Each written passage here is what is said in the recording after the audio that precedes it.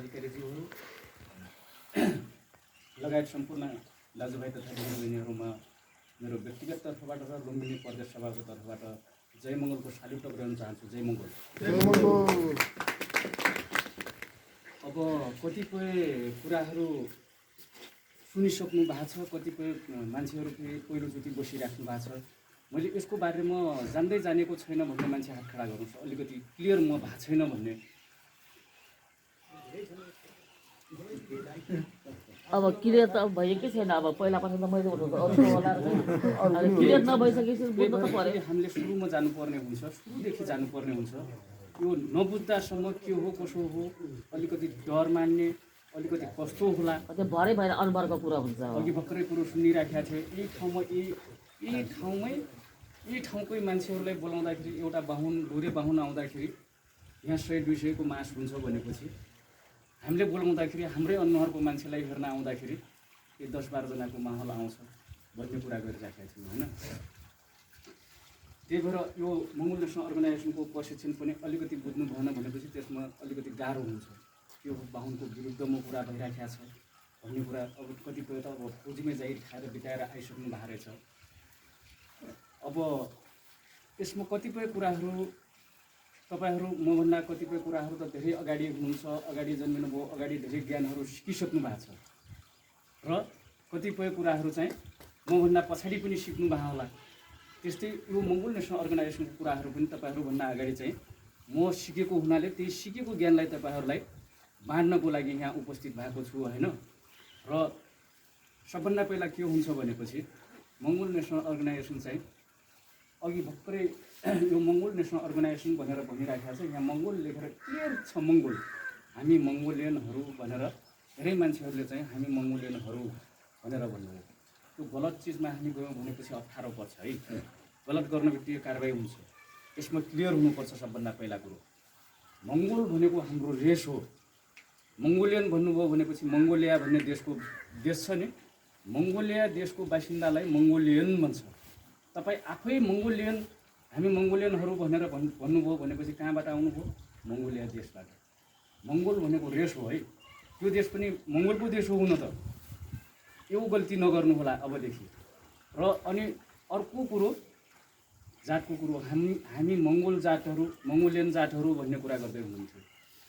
जात भनेको हाम्रो थारू जात भन्नु होला, मगर जात भन्नु होला, गुरुङ जात भन्नु होला, यो जात होइन। यो एउटा चिन्हको लागि नाम राखेको चिज हो। यो मङ्गोल भनेको हामी सबै एउटैको पुर्खाको उसबाट जन्मेका रहेछौँ भनेर यो मङ्गोल हो। बाहुन छेत्रीले उपाध्याय के नेउपाने सेउपाने नेपाल सेपाल के लेखा हुन्छ नि, उसको समग्र बुझ्ने के हुन्छ त अस्तित्व भनेको आर्य लेखा छ, संविधानमा पनि आर्य लेखा छ।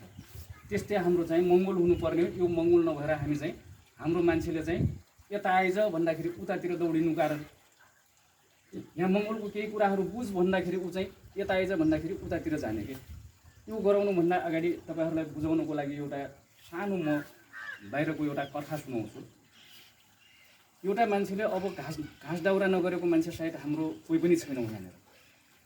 घाँस दाउरा गर्न जाँदाखेरि बाघको सानो बच्चा भेटेछ एउटा मान्छे।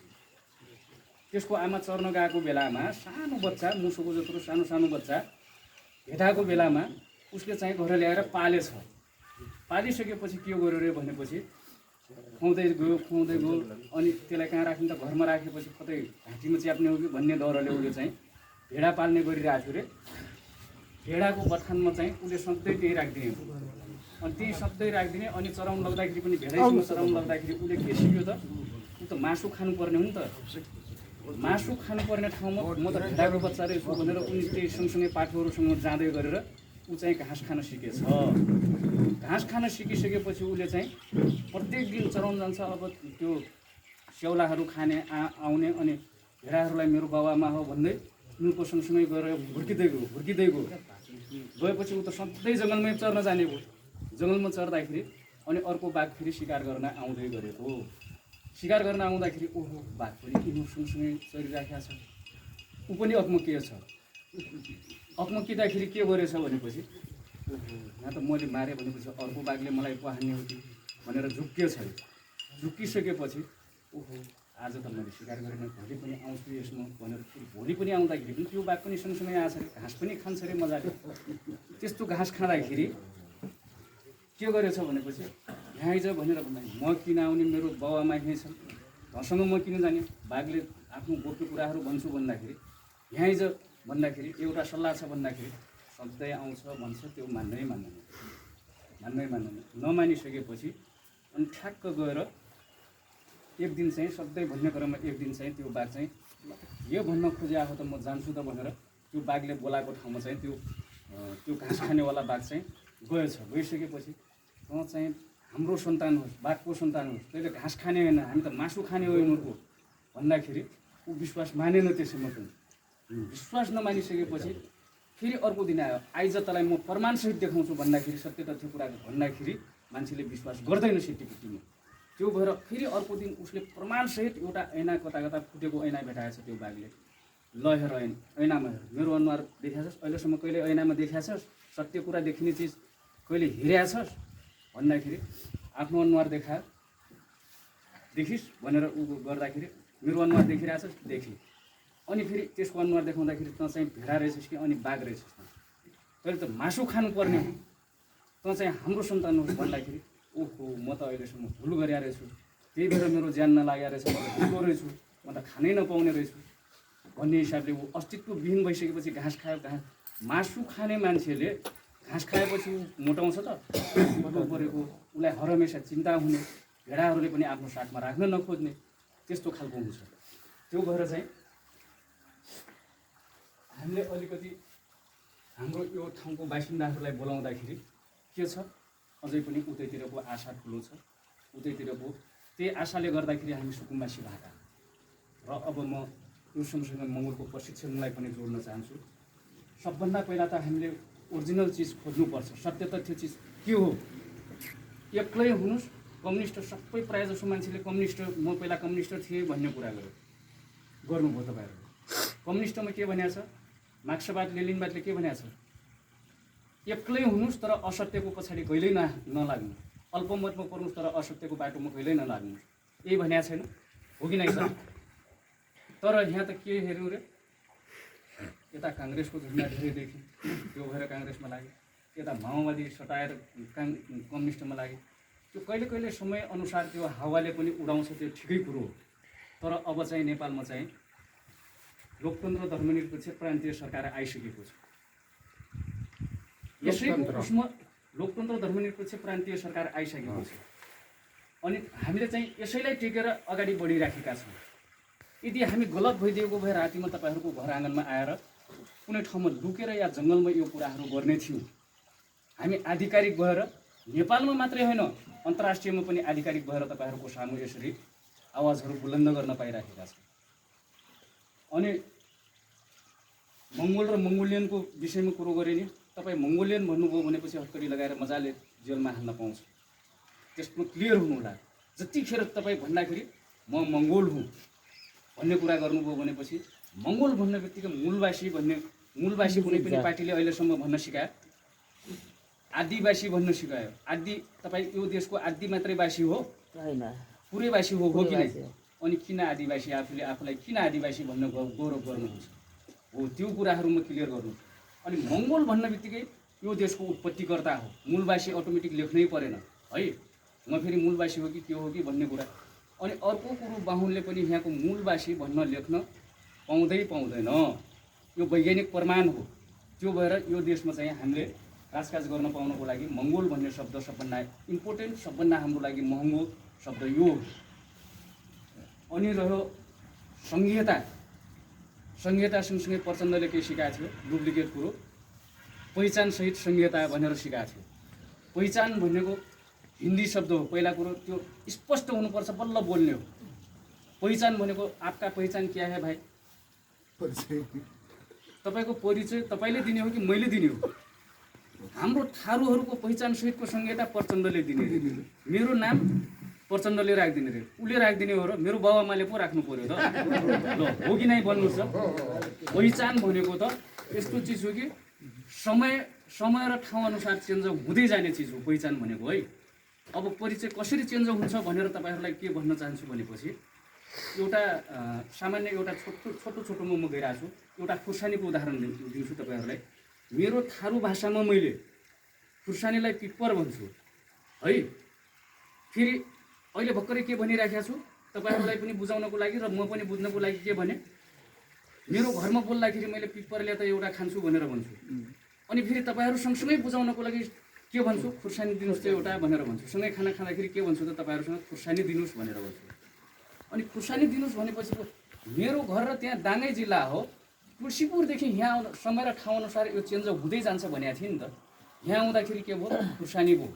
अनि फेरि तपाईँहरूको मगर या नेवार या कुनै गुरुङ भाषामा त फरक होला यसको नाम। त्यस्तै तपाईँहरूको घरमा फेरि फरक नामले चिन्नुहुन्छ। अनि फेरि यहाँबाट हामी इन्डिया जान बित्तिकै के भयो, मिर्चा लाओ भाइ भन्नु पऱ्यो, खुर्सानी दिनुहोस् त एउटा भनेर बुझ्छ उसले, होइन नि त। पहिचान भनेको समय र ठाउँ अनुसार चेन्ज हुने चिज हो।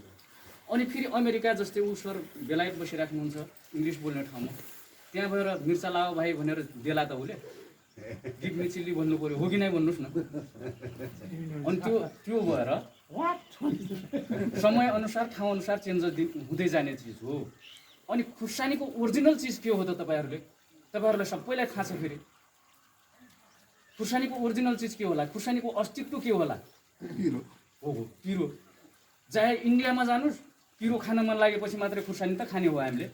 चाहे थारू भाषामा म पिप्पर भनौँ, त्यो पनि पिरोकै लागि खाने हो। पिरो छैन भनेपछि तपाईँहरूले खुर्सानीको मूल्य हाल्नु हुँदैन। त्यो भएर हामी चाहिँ अस्तित्वको राजनीति गर्नुपर्छ भन्ने कारण त्यो हो।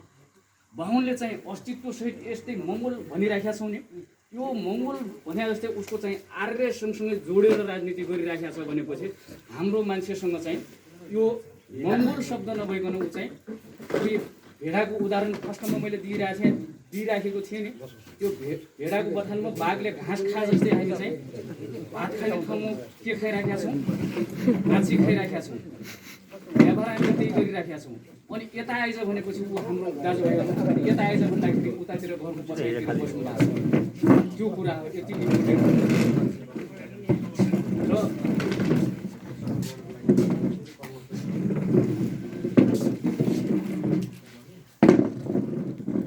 मङ्गोल हाम्रो अस्तित्व हो भनेपछि अब हेर्नुहोस् है, कानुन भन्छौँ नि हामीले, कानुन त भन्छौँ।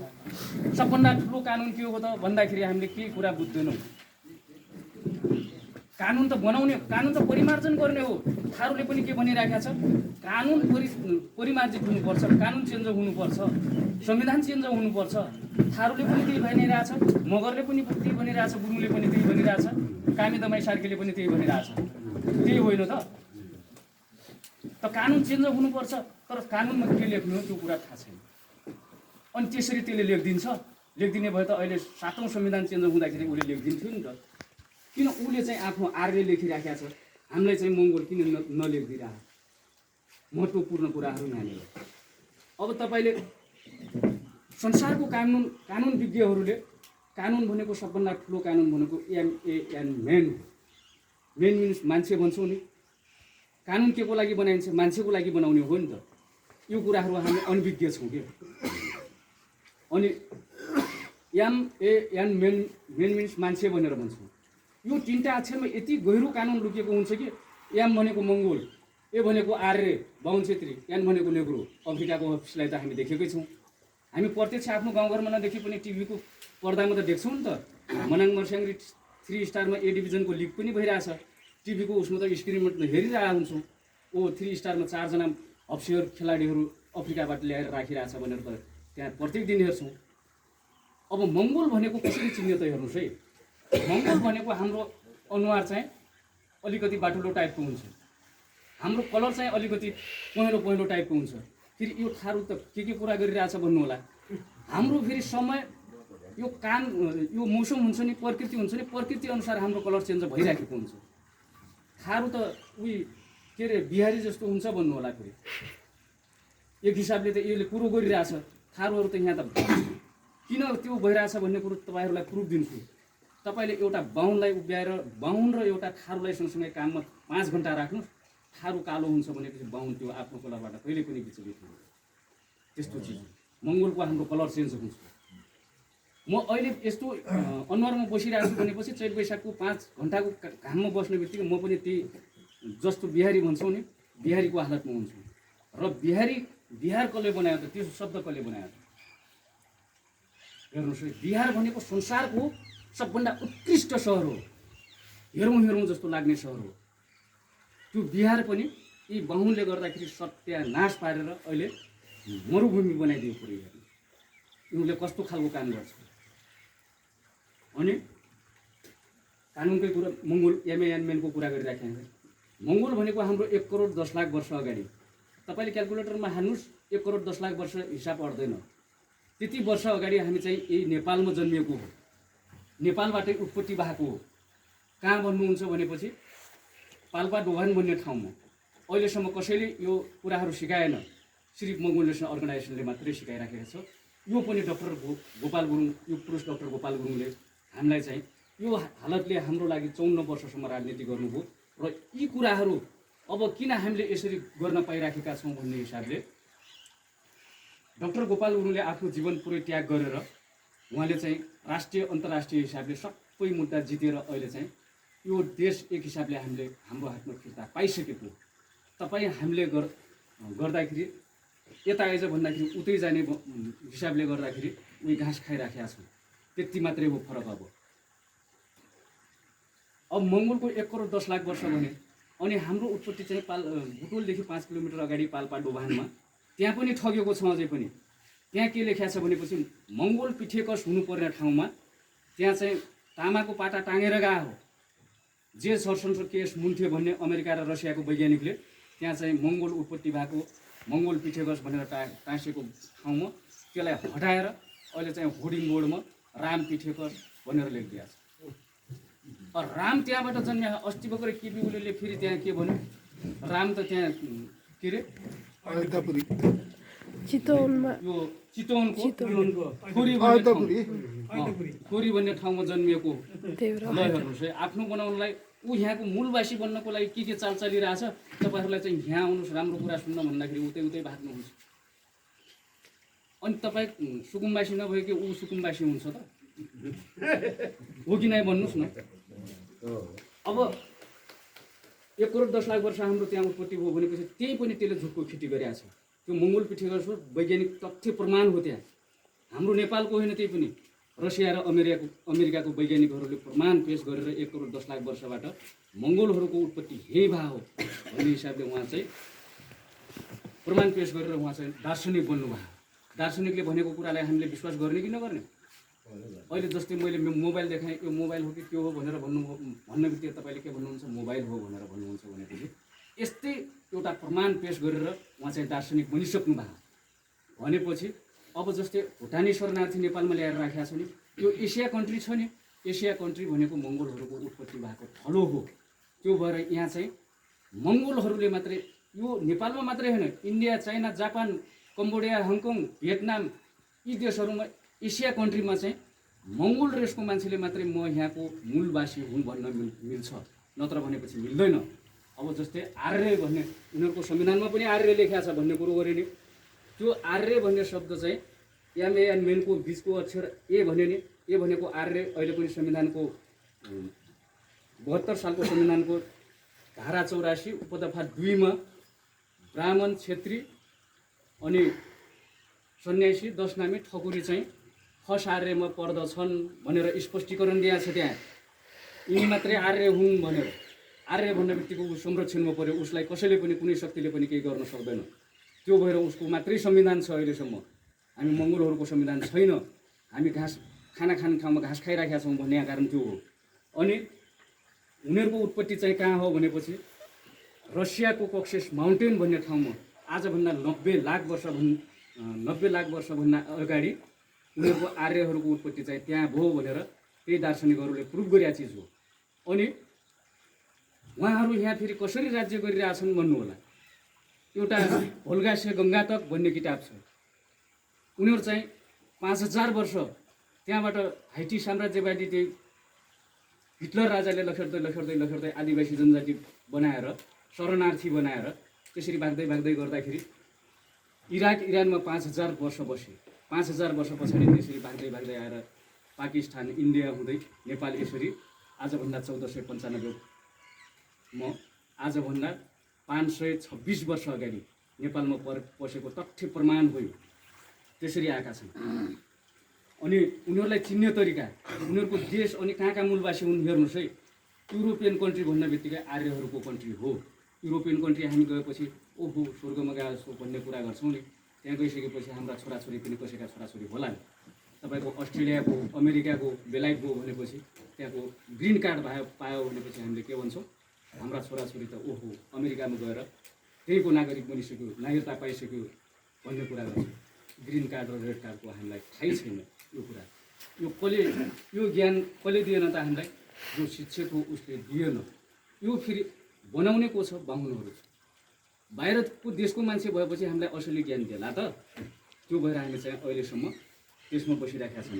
अनि उनीहरूलाई चिन्ने तरिका, उनीहरू मूलवासी, आफ्नो अधिकार मूलवासी भनेर किन लेख्न सकेका छैन? त्यो पाउँदैन। विश्वले हेरेका छ नि त उनीहरूलाई। आर्य पनि लेख्ने अनि यहाँको मूलवासी लेख्न पाउँछ त? पाउँदैन। त्यस कारणले मात्रै उनीहरू अलिकति पछाडि हटेको। अनि उनीहरूलाई चिन्ने तरिका अलिकति हाइट हुन्छ, नाक चुच्चो परेको हुन्छ, आँखा चाहिँ अलिकति भित्र गढेको, शरीरमा चाहिँ अलिकति रङहरू धेरै उम्रिएको हुन्छ उहाँहरूको चाहिँ। चिन्ने तरिका त्यो हो है। अनि कपाल चाहिँ खैरो हुन्छ। अनि आयो लास्टमा एमएनमेनको एन अक्षर। एन भनेको नेग्रो, नेग्रो भनेको काला हप्सी भन्छौँ नि हामीले। उनीहरूलाई चाहिँ इङ्ग्लिसमा नेग्रो भन्छ। नेग्रो भन्छ। उहाँहरूले चाहिँ सबभन्दा मानव उत्पत्तिको सबभन्दा अगाडि उत्पत्ति भनेको नेग्रो हप्सीहरूको उत्पत्ति हो।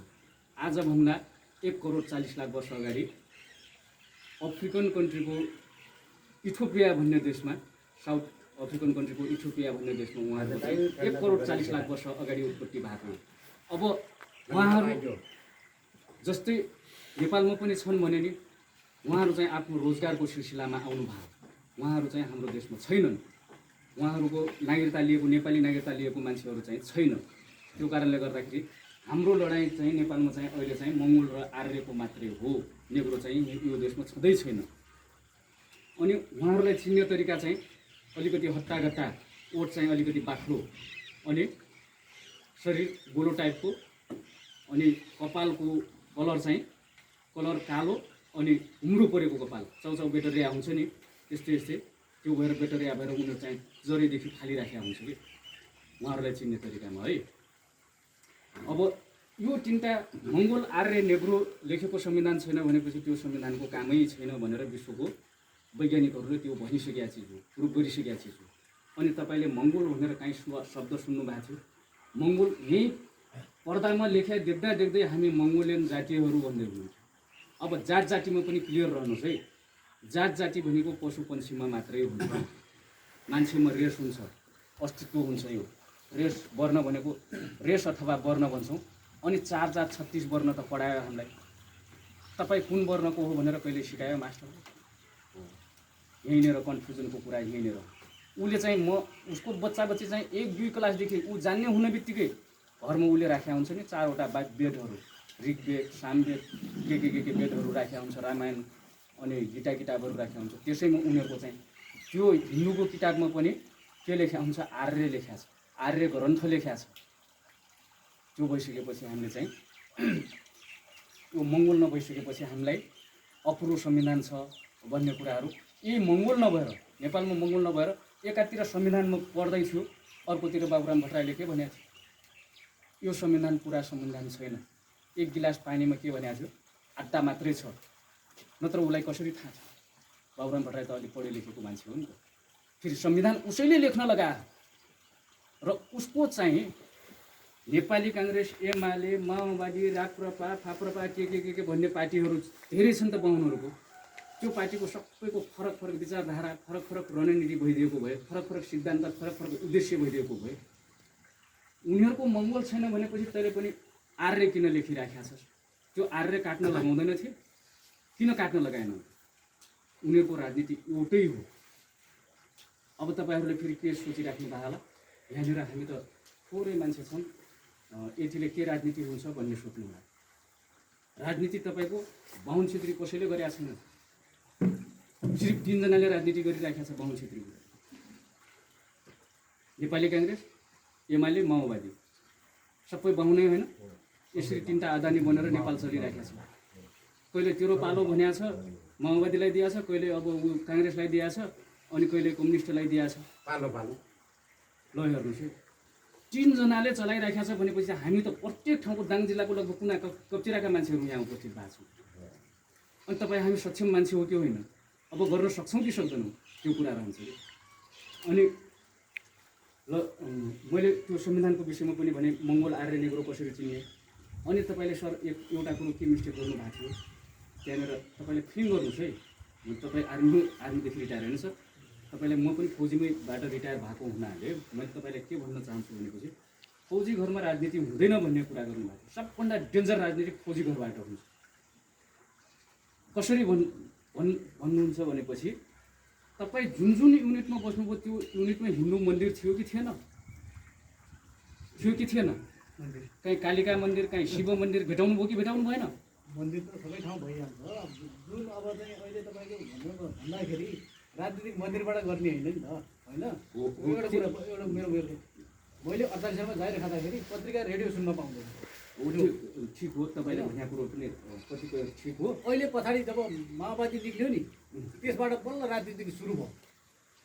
ल पछि फेरि तपाईँलाई एकचोटि बोल्ने अवसर पनि दिन्छु है सर।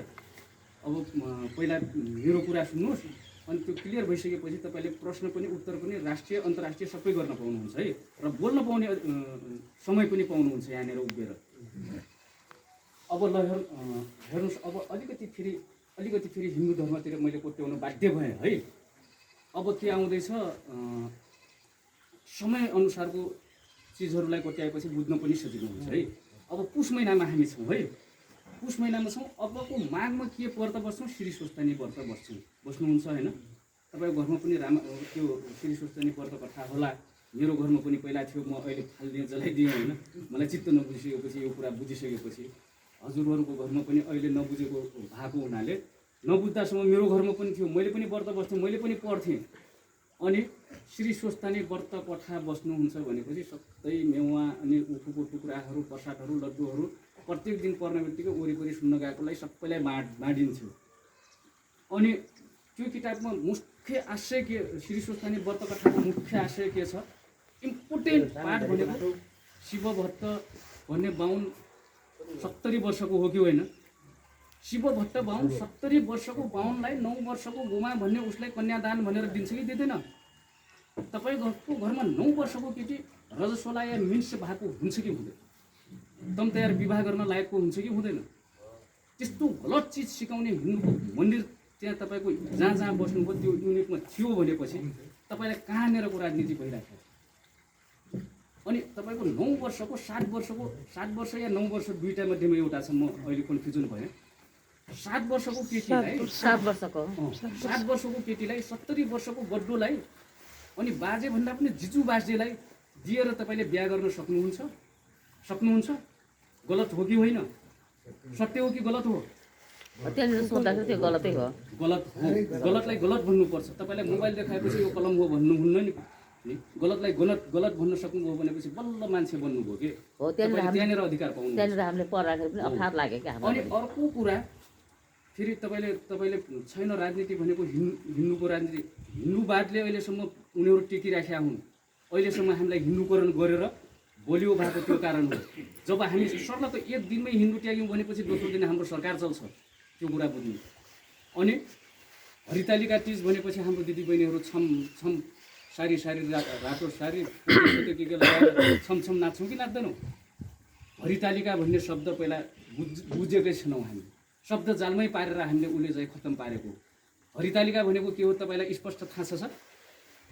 थाहा छ भनेपछि भन्नुहोस् है। हरितालिका भनेको संस्कृत शब्द हो। हरि भनेको हरण अपहरण गर्नु जस्तै हो कि होइन? अनि त्यहाँ शिवले पार्वतीलाई अपहरण गरिसकेपछि त्यहाँ नाच्ने, अझ तपाईँको छोरीबेटी कसैले अपहरण गरिदियो भनेपछि लग्यो भनेपछि नाच्ने कि खुसियाली मनाउने कि अनि त्यो अपहरण भएको चिजलाई अनि खुसियाली मनाउने कि दुःख व्यक्त गर्ने? त्यो अपहरण गरेर लग्यो त्यो त शरणार्थी थियो नि त। त्यो त त्यतिखेर तपाईँको बाहिर देशको आएको मान्छे, कङ्गाल मान्छेले तपाईँको छोरीबेटीलाई अपहरण गरेर लगिदियो भनेपछि तपाईँले खुसी हुनुहुन्छ कि ल एकछिनको लागि तपाईँलाई थाहै दिएन, हामी सबै गयौँ अनि तपाईँको छोरी अपहरण गरेर लगिदिउँ भनेपछि तपाईँलाई पुलिस केस गर्नुहुन्छ नि त। पुलिस केस गर्न बित्तिकै तपाईँको धर्म के हो, तपाईँको ठाउँ के हो लेख्छ कि लेख्दैन रिपोर्ट गर्दाखेरि। अनि तपाईँले के भन्छ, हिन्दू धर्म भन्न बित्तिकै के हो त्यहाँनिर तपाईँको केस डिसमिस त्यहाँनिर सिद्धियो। अनि हरितालिका तिज त मान्नुहुन्छ, हिन्दू भन्न बित्तिकै तपाईँको केस ऊ हुँदैन कि त्यहाँनिर सुनवाई हुँदैन, दबाइन्छ। ल यो कुरालाई हिन्दूको पनि उतातिर अब छोडिदिउँ। अब मङ्गोल नेसनल अर्गनाइजेसनको केही कुराहरू अगाडि बढाउँ। अब जस्तै उनीहरू 1495मा नेपाल भित्रिएको हो बाहुनहरू। क्षेत्रीहरूको म पुरै लगेन, क्षेत्रीहरू पुरै खुल्ली हामीलाई समर्थन गरिसकेको अवस्था हो अहिले चाहिँ। किन भन्नुहुन्छ भनेपछि मस्टो पुग्छौँ हामीले, सबभन्दा पीडामा बाहुनबाट सबभन्दा पीडित भनेको हामी क्षेत्रीहरू हौँ भनेर दिन प्रतिदिन उहाँहरूको वक्तव्य आइराखेको छ। उहाँहरूले पनि लोकतन्त्र धर्मनिरपेक्ष प्रान्तीय सरकार भन्ने कुरा राम्रोसँग अनुभव गरेर उहाँहरू चाहिँ हामीतिर समर्थन जनाइसक्नु भएको छ। त्यो भएर अब चाहिँ बाहुन मात्रै हो हाम्रो दुश्मन होइन कि त्यसको हामी चाहिँ हाम्रो राज्य हो, हामीले पाउनुपर्छ, ऊ चाहिँ जति सङ्ख्या छ उसको अनुसार ऊ कुनामा बस्नै पर्छ भन्ने हाम्रो मान्यता। अनि 1495 आजभन्दा 1495 अर्थात् 526 वर्ष बाहुनहरू यो देशमा पाइला टेकेकै हो। टेकिसकेपछि हामी चाहिँ त्यो बेलामा के थियौँ त, बौद्ध मार्गीहरू थियौँ। बौद्ध मार्गी भनिसकेपछि हाम्रो पुर्खाहरूले चाहिँ बुद्ध धर्म मान्दै आएको हुनाले बुद्धले चाहिँ हामीलाई के शिक्षा दिनुभएको थियो भनेपछि अतिथि देव भव, पाहुनालाई स्वागत सत्कार गर्नुपर्छ, हाम्रो कर्तव्य हो भन्ने कुरा सिकाएको हुनाले उनीहरू चाहिँ जब अलाउद्दिन खिल्जी मुस्लिम राजाले त्यहाँबाट लखेड्दाखेरि जनै र भोटी मात्रै लगाएर नेपालमा प्रवेश गरेका हुन् आजभन्दा 526 वर्ष अगाडि। त्यतिखेर आउँदाखेरि हाम्रो पुर्खाहरूले चाहिँ उहाँहरूलाई गाँस बाँस कपास दिएर शरण दिएकै हो। दिँदाखेरि उहाँहरूलाई चाहिँ फर्स्टमा कहाँ राख्यो, जुम्लाको सिजामा। जुम्लामा अन्न उत्पादन हुन्छ हुँदैन नि त, त्यहाँ भाके चुकहरू उत्पादन हुन्छ। त्यो भएर उहाँहरू चाहिँ चारै कुनातिर खानको लागि त चाहरिन्छ मान्छे, जानुपर्छ यो ठाउँबाट। जस्तै विदेशी कहाँ इन्डिया भर्तीमा बेचियो, कहाँ ब्रिटिस भर्तीमा बेचियो भन्ने कुरा अघि भर्खरै सुनिसक्नु भएको छ। त्यस्तै उहाँहरूले चाहिँ त्यो खानाको हिसाबले खाना जोहो गर्नको लागि नेपालको चारैतिर घुम्दाखेरि मैले के भने 5000 6000 वर्ष अगाडिदेखि उसरी भाग्दै आएको मान्छेहरू कहाँ अलिकति राम्रो पाइन्छ भन्ने हिसाबले उहाँहरू चाहिँ ठाउँ खोज्दै हिँड्नु भएको छ। त्यो खोज्दै हिँड्ने क्रममा चाहिँ सबैतिर हिँडिसकेपछि ओहो जुन घरमा बस्यो माछा मासु भात मजाले खान दिएको छ, राम्रो गरेको छ, मारकाट गर्दैन यिनीहरूको संस्कारमा भन्ने त्यो कमजोरी भेटाइसकेपछि नेपाल छिरेको 64 वर्ष पछाडि सन् 1495मा नेपाल प्रवेश गरे। ठ्याक्क त्यसको 64 वर्ष पछाडि 1559मा गोर्खाको डिग्लिकोटको भले राजालाई द्रव्य शाह, नारायण अर्याल, गणेश पाण्डे 3 जना आर्यहरूले मिलेर हाम्रो भले राजालाई चाहिँ काटिसकेपछि त्यहाँ चाहिँ त्यो चाहिँ ठ्याक्क उल्टो मुखी झुन्याएर खुट्टा माथि टाउको तल गराएर ताउलीमा चाहिँ रगत थाकिसकेपछि आजभन्दा 463 वर्ष अगाडि त्यसरी काटिसके पछाडि उहाँहरूले चाहिँ के गरे भनेपछि त्यसैको भदौ विक्रम सम्वत 1616 अर्थात् सन् 1559मा काटिसकेपछि त्यो जम्मा गरिसकेपछि रगत जम्मा गरिसकेपछि भदौ 25 गते काटिसकेपछि असोज 25 गते चाहिँ हामीले ठुलो उत्सव मनाउनु पर्छ। अब चाहिँ हामी यहाँ विजय भयौँ, त्यही भएर विजया दशमी भनेर भन्छ कि भन्दैन। तपाईँहरूको आर्मीमा त छन् विजया दशमीमा त्यो गोर्खाको त्यही घोले राजालाई काटेको त्यही मगरलाई बोकाएर काठमाडौँसम्म लाग्छ हो कि नै भन्नुहोस् त। फुलपाती त्यहीँ भित्रिआएर बल्ल मगरैले बोक्नु पर्ने, अनि त्यहाँ काठमाडौँ पुग्ने बित्तिकै फेरि बाहुनले ल हेर्नुहोस् है कति ठुलो रहस्य छ अब यहाँ। अनि त्यो भइसके पछाडि भदौ 25 गते मारिसकेपछि असोजको 25 गते चाहिँ विजया दशमी भनेर हिन्दूकरण गर्नको लागि किन दसैँमा डबल पेप्सी दिन्छ, डबल तलब बराबर फेरि अर्को एक्स्ट्रा पैसा दिनुको कारण के, यिनी सबैलाई कर्मचारीलाई मक्ख पार्नुपर्छ। यिनी मक्ख परिसकेपछि बाध्यताले पनि अरूलाई मान्न लगाउँछ भन्ने हिसाबले त्यसरी डबल तलब दिएर विजया दशमी मनाउने गर्थ्यो। अहिले समाचारमा सुन्नुहोस्, पहिलाको विजया दशमी पात्रो हेर्नुहोस् तपाईँको घरमा 2-4 सालको अगाडिको 10-15 वर्ष अगाडिको छ भनेपछि विजया दशमी भनेर लेखा छ भनेपछि अहिले दसैँ मात्र लेख्दै उनीहरू खुम्चिँदै गएको अवस्था हो। अनि त्यो गरिसके पछाडि हाम्रो मान्छेले त्यतिखेर लड्न नसक्ने होइन, गोर्खाली भन्ने बित्तिकै ब्रिटिसमा गएर साम्राज्यवादीहरूको अङ्गरक्षक भएर हाम्रो ब्रिटिस गोर्खा पल्टनहरू नै बस्छ। अझ त्यसमा पनि विश्वास मान्नु भएन भनेपछि अमेरिकाको राष्ट्रपतिलाई आफ्नो देशको सैनिकको विश्वास छैन। अनि के अरे उत्तर कोरिया किम जोङ भन्ने बित्तिकै सबै मान्छे ठाडो नजरले हेर्न सक्दैन उसको नजरमा नजर बुझाएर, त्यो पनि मङ्गोलै हो। तर ती दुईवटा राष्ट्रपतिको वार्ता हुँदाखेरि पनि उसले के भने, अमेरिकाको राष्ट्रपतिले मलाई गोर्खा फौज नै सुरक्षाकर्मी चाहिन्छ वार्ता हुँदाखेरि, हो कि नै सर? सायद त्यतिखेर तपाईँ बेलायतै हुनुहुन्छ, त्यतिखेर गोर्खा फौज नै गएर त्यहाँ सुरक्षा दिएको अवस्था हो। त्यो भएर गोर्खालीहरूले त्यसरी सुरक्षा दिएर बल्ल सुरक्षित महसुस गरेर उनीहरू चाहिँ वार्तामा बसेको अवस्था हो। अनि त्यतिखेर उनीहरूलाई नारायणले अर्याल गणेश पाण्डे द्रव्य शाहलाई हाम्रो मान्छेले मार्न नसक्ने होइन, उसले त गलत गरिहाल्यो, तर हामीले चाहिँ त्यसलाई किन मार्ने त, हत्या हिंसा गर्न त हाम्रो धर्मले दिँदैन भन्ने हिसाबले गर्दाखेरि त्यो धर्मले त्यतिखेर रोकेकै अवस्था हो। रोकिसके पछाडि त्यस्तै गर्ने क्रममा मैले फेरि सबै राजाहरूको नाम लिएन, छोटो भएर अब तपाईँहरूको पनि समय धेरै छैन होला, म पनि दाङकुसीपुर पुग्नु पर्नेछ। त्यो भएर मेन हामीलाई कसले सिद्ध्यायो त, अहिलेसम्म यो हालतमा कसले पुर्यायो त, ती राजाहरूको मात्रै नाम लिइराखेको छु। त्यस पछाडि आयो पृथ्वीनारायण शाह। पृथ्वीनारायण शाह जब राजा भयो, राजा भइसकेपछि उसले चाहिँ तब अघि भर्खरै भनिरहेको थिएँ 4 जात 36 वर्णको सूत्र निकाल्नेवाला को हो त पृथ्वीनारायण शाह। उसलाई राम्रोसँग थाहा थियो मङ्गोल आर्य नेग्रो 3वटा मात्रै वर्णको मान्छे हुन्छ भन्ने हिसाबले उसलाई राम्रो ज्ञान भएर उसले चाहिँ एकदम यो रामायण महाभारत यी किताबहरू पढेर पानी बनाएको मान्छे हो पृथ्वीनारायण शाह। पानी बनाइसकेपछि हामी आर्य हो, उनीहरू चाहिँ मङ्गोल रेसलाई चाहिँ फुटाउनुपर्छ भनेर 4 जात 36 वर्णमा यो फर्मुला निकाल्ने नै पृथ्वीनारायण शाह हो। पृथ्वीनारायण शाहले किन निकाल्यो भन्नुहुन्छ भनेपछि 36 वर्ण भनेर भनेको छैन, 36 वर्ण कहीँ हुँदैन, 3वटा मात्रै वर्ण भनेर पढ्न पाइन्छ अरू देशमा, नेपाल र इन्डिया बाहेक। भनेपछि 36 वर्ण कसलाई बनायो त, हामी मङ्गोल वर्णलाई चाहिँ हामी 80% अहिन्दू मूलवासी भनेर जहाँ पनि भनिराखेका हुन्छौँ। हामी 80% मान्छेलाई 36ले डिभाइड गरिदियो, 36 दुना 72, फेरि कट्न पाउँदैन, अनि फेरि पोइन्ट थपेपछि 0 थप्न पायो, फेरि 36 दुना 72, 2.2%मा हामीलाई चाहिँ फुटाइदियो। फुटाउ र राज गर भन्नेको सिद्धान्त निकाल्यो पृथ्वीनारायण शाहले। निकालिसकेपछि उही 4 जात 36 वर्ण भनेर संविधान बनायो। अनि त्यही फर्मुला पढाउँदै गएर हाम्रो मान्छेलाई स्कुलमा अहिले पनि कति वर्ण हुन्छ भन्ने बित्तिकै हाम्रो गोल चालीले के भन्छ, 4 जात 36 वर्ण हुन्छ, त्यो नलेख्दासम्म फेल हुन्छ। त्यस्तो गलत कुराहरू घोकाउन लगाएको छ। भनेपछि पृथ्वीनारायण शाहले चाहिँ हाम्रो मगर राजा, नेवार राजा, दलित राजा, यिनी सेन भनेका दलित हुन् है, सेन भनेको अहिले दलित भनिराखेको छ। तपाईँले दलित, हामी दलित हौँ भन्नु भने दलित भनेको दबाइएको चिजलाई दलित भन्ने हो। त्यसको मुख्य आशय भनेको दलित भन्छ नि, दलितलाई दबाइएको चिजलाई दलित भन्छ यिनीहरूले।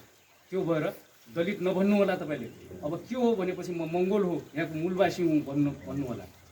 अनि दलित भन्न बित्तिकै घृणित शब्द हो, गाली गरेको शब्द हो है। अनि त्यो भएर त्यसरी पृथ्वीनारायण शाहले त्यो गरेर 2224 राज्य, थारू राजा, गुरुङ राजा, मगर राजा, यो सबै पहिला पनि हाम्रो अहिले 7वटा प्रान्त छ नि, यस्तै प्रान्तको हिसाबले हाम्रो पहिलाका पुर्खाहरूले पनि यस्तै गरी आफ्नो राज्यमा राजकाज गरिराखेका थिए। त्यसरी गर्दाखेरि उनीहरूले चाहिँ त्यो फर्मुला ल्याएर त्यसरी सबैलाई फेरि पृथ्वीनारायण शाहले त्यो मारेको होइन, हाम्रै मान्छेलाई मार्न लगायो। अब तपाईँ आर्मीमा भन्नु पनि सबभन्दा ठुलो राजनीति आर्मीबाट सुरु हुन्छ। अघि मैले भनिरहेको थिएँ, मैले भनेपछि तपाईँलाई समय दिन्छु पनि भनेको छु। पृथ्वीनारायण शाहको दम थिएन कि यिनीहरूसँग लड्न सक्दैन म भन्ने मजाले थाहा थियो उसलाई। त्यो थाहा भइसकेपछि उसले चाहिँ 2वटा पल्टन, फेरि हाम्रै मान्छेले, हाम्रै दाजुभाइले हामीलाई सिद्ध्याउनको लागि 2वटा पल्टन खडा गर्यो। तपाईँको मगर सङ्घको पल्टन एउटा कालीबहादुर गण, मगरको पल्टन हो, गोर्खा पल्टन, कालीबहादुर गण, गुरुङको कालीबहादुर गुरुङको पल्टन, गोरखबहादुर चाहिँ मगरको पल्टन बनाएपछि 2टा पल्टन बनाइसकेपछि एउटा पूर्वबाट एउटा पश्चिमबाट, ल हेर्नुहोस् है, आफ्नो मान्छेलाई ड्याङ मार्दै ऊ सत्ता कब्जा गर्दै, थारू राजालाई मार्यो कब्जा गर्यो, उता मगर राजालाई मार्यो कब्जा गर्यो, उता उही सेन राजालाई मार्यो कब्जा गर्यो, आफ्नै दाजुभाइलाई दाइ मार्दै अनि उसको लागि सजिलो बनाइदियो। अहिले के पढाउँछ, नेपाली विभाजन गर्नेको श्री 5 बडा महाराज विराज पृथ्वीनारायण शाह भनेर आफूलाई प्रमोसन गर्यो। जस्तै माओवादी मगरलाई मार्नुभयो, थारूलाई मारेपछि आर्मीमा प्रमोसन हुन्थ्यो नि त्यस्तै पृथ्वीनारायण शाह पनि सामान्य उसको राजा मात्रै लेख्ने ठाउँबाट उसले आफैले प्रमोसन गर्यो श्री 5 बडा महाराज धिराज पृथ्वीनारायण शाह भनेर लेखेको है हो कि नै भन्नुहोस् न। अनि त्यो गरिसकेपछि फेरि जङ्गबहादुर राणा मुख्य मान्छेको मात्रै नाम दिँदैछु भने जङ्गबहादुर राणाको पाला आयो। जङ्गबहादुर राणा भनेको तपाईँ म जस्तै एउटा सिपाही मान्छे हो, आर्मीको जाबो सिपाही मान्छे हो, सामान्य व्यक्ति हो। सिपाहीमा जागिरी खाएको मान्छेले केही गर्न सक्छ? सक्दैन। तर उसले राम्रोसँग फेरि रामायण महाभारत अनि 4वटा वेद किताबहरू उसले बानी बनायो, रटायो। रटिसकेपछि उसले चाहिँ पृथ्वीनारायण शाहले यो पनि विदेशी शरणार्थी हो, यो विदेशीले उनीहरूलाई मारेर यसरी आफूलाई पृथ्वीनारायण शाह बडा महाराज धिराज भनेर घोषणा गर्यो भनेपछि म चाहिँ ऊ पनि शरणार्थी हो, म पनि बाहिर देशबाट आएको मान्छे हो भनेपछि ल यिनीहरूलाई मारेपछि यी मङ्गोलहरूलाई मारेपछि हाम्रो त प्रमोसन हुँदो रहेछ भन्ने कुरो थाहा पाइसकेपछि उसले फेरि ड्याङ मार्न सुरु गर्यो हाम्रो मङ्गोलहरूलाई। जनै नलगाउनु जतिलाई ड्याङका ड्याङ मार्दा मार्दा मार्दा उसले चाहिँ श्री 3 जङ्गबहादुर राणा भनेर आफूलाई घोषणा गरिदियो। फेरि प्रमोसन भयो पनि। ल हेर्नुहोस् एउटा सिपाही प्रधानमन्त्री अनि उसले चलाइसके पछाडि उसले उसको त झन् अब त्यत्रो कुर मान्छे मारेर ऊ ड्याङका ड्याङ सुरु गरेर त्यहाँसम्म पुगेको मान्छे अनि ऊ प्रधानमन्त्री रहँदै यो देशमा बाहुन आइसियुमा रहँदाखेरि पनि प्रधानमन्त्री छ। केपी उसलाई अस्ति भर्खरै देख्नुभयो। तर यो कसले सिकाएको थियो? जङ्गबहादुर राणाले सिकाएको थियो। जङ्गबहादुर राणा नेपालको प्रधानमन्त्री रहँदै 1 वर्षसम्म बेलायतमा यो हिटलरको कपी गर्नको लागि मान्छेलाई कसरी शरणार्थी बनाउन सकिन्छ, कसरी उसलाई आदिवासी जनजाति बनाउन सकिन्छ भन्ने पाठ पढ्नको लागि बेलायतमा ऊ चाहिँ यहाँबाट गएर 1 वर्षसम्म नेपालको प्रधानमन्त्री छँदैछौ बेलायतमा दुनियाँ केटीहरूसँग बसेर मोज गरेर हामीलाई चाहिँ आदिवासी जनजाति भन्दाखेरि हामी गौरव गर्छौँ नि। यो फर्मुला लिएर अझै फुटाउ र राज गरेर यसरी गर्नुपर्ने रहेछ, यिनीहरूलाई पढ्न लेख्न दिनु हुँदैन, मङ्गोल भन्ने शब्द मेटाउनुपर्छ भन्ने हिसाबले उसले चाहिँ जङ्गबहादुर राणाले 104 वर्षसम्म हाम्रो सन्तानहरूलाई पढ्न लेख्न दिएन। किन पढ्न लेख्न दिएन? यही मङ्गोल भन्ने शब्द उही मङ्गोलिया अघि भन्दै हुनुहुन्थ्यो नि, त्यस्तै बिग्रिँदै जान्छ, यिनीहरूले पढ्न लेख्न पाएन भनेपछि यिनीहरू तल झर्दै जान्छ भन्ने हिसाबले उसले चाहिँ 104 वर्षसम्म दिएन भनेपछि उसको सन्तानहरूलाई पढाउनलाई चाहिँ दरबार हाई स्कुल त राणाकालमा पनि थियो। दरबार हाई स्कुलमा अमेरिका, बेलायत, जापान, अस्ट्रेलिया, अमेरिकाबाट त्यहाँ टिचर ल्याएर आफ्नो छोराछोरीलाई त्यहाँ पढाउँथे। यदि बाहुन क्षेत्रीहरू यतातिर छन् भनेपछि बनारस र काशीमा पठाउँथे। अब बनारस कस्तो ठाउँ हो भन्नुहुन्छ भनेपछि बाहुनले नै भोल्गादेखि गङ्गासम्म किताबमा के लेखाएको छ भनेपछि बनारस भनेको हिन्दूको सबभन्दा ठुलो सहर हो, त्यहाँ गइसकेपछि पुरै हिन्दूकरण गरेर मात्रै फर्किन्छ मान्छे भनेर त्यो भोल्गादेखि गङ्गासम्म भन्ने किताब लेख्ने राहुल संस्कृत्यायन भन्ने केदार पाण्डे भन्ने बाहुनले लेख्या छ भनेपछि त्यो कारणले गर्दाखेरि बनारसमा पढ्न पठाउँथे। अब जङ्गबहादुर राणाले 104 वर्षसम्म हामीलाई हाम्रो पुर्खाहरू अशिक्षित छौँ, हामी केही जान्दैनौँ, केही बुझ्दैनौँ भन्ने कुरा गर्यो नि।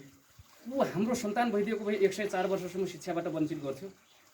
शिक्षा नहुनु नै यो देशमा अन्धकारमा बाँच्नु हो भनेर अहिले त्यही सिक्यौँ हामीले, हो कि नै भन्नुहोस् न। त्यो भएर उसले चाहिँ हामीलाई नै शिक्षाबाट वञ्चित गरेर हामी मूलवासी हुँ भन्ने कुराहरू भन्न नसकोस् भन्ने हिसाबले 104 वर्षसम्म उसले पछाडि ढकेलिदियो हामीलाई। त्यस पछाडि आयो फेरि महेन्द्र शाह भन्ने। महेन्द्र शाहको त अब जयकार गर्छौँ हाम्रो गाउँघरमा। अहिले पनि नबुझेका मान्छेहरूले अलिकति धनी मानी छ भनेपछि मेरो घरमा त महेन्द्र पाठी छ, मेरो घरमा त महेन्द्र माना छ भन्ने कुरा गर्छौँ। अब महेन्द्रको कुरा सुन्नु, सबभन्दा कुर राजा भनेको महेन्द्र राजा हो। हजुर, अनि महेन्द्र राजाले 2012 सालमा राजा भयो। राजा भइसकेपछि त्योभन्दा त्यसको 2012 सालमै फेरि एउटा राममणि दीक्षित भन्ने बाहुन चाहिँ उसले चाहिँ 4 लाइनको कविता लेखेको छ।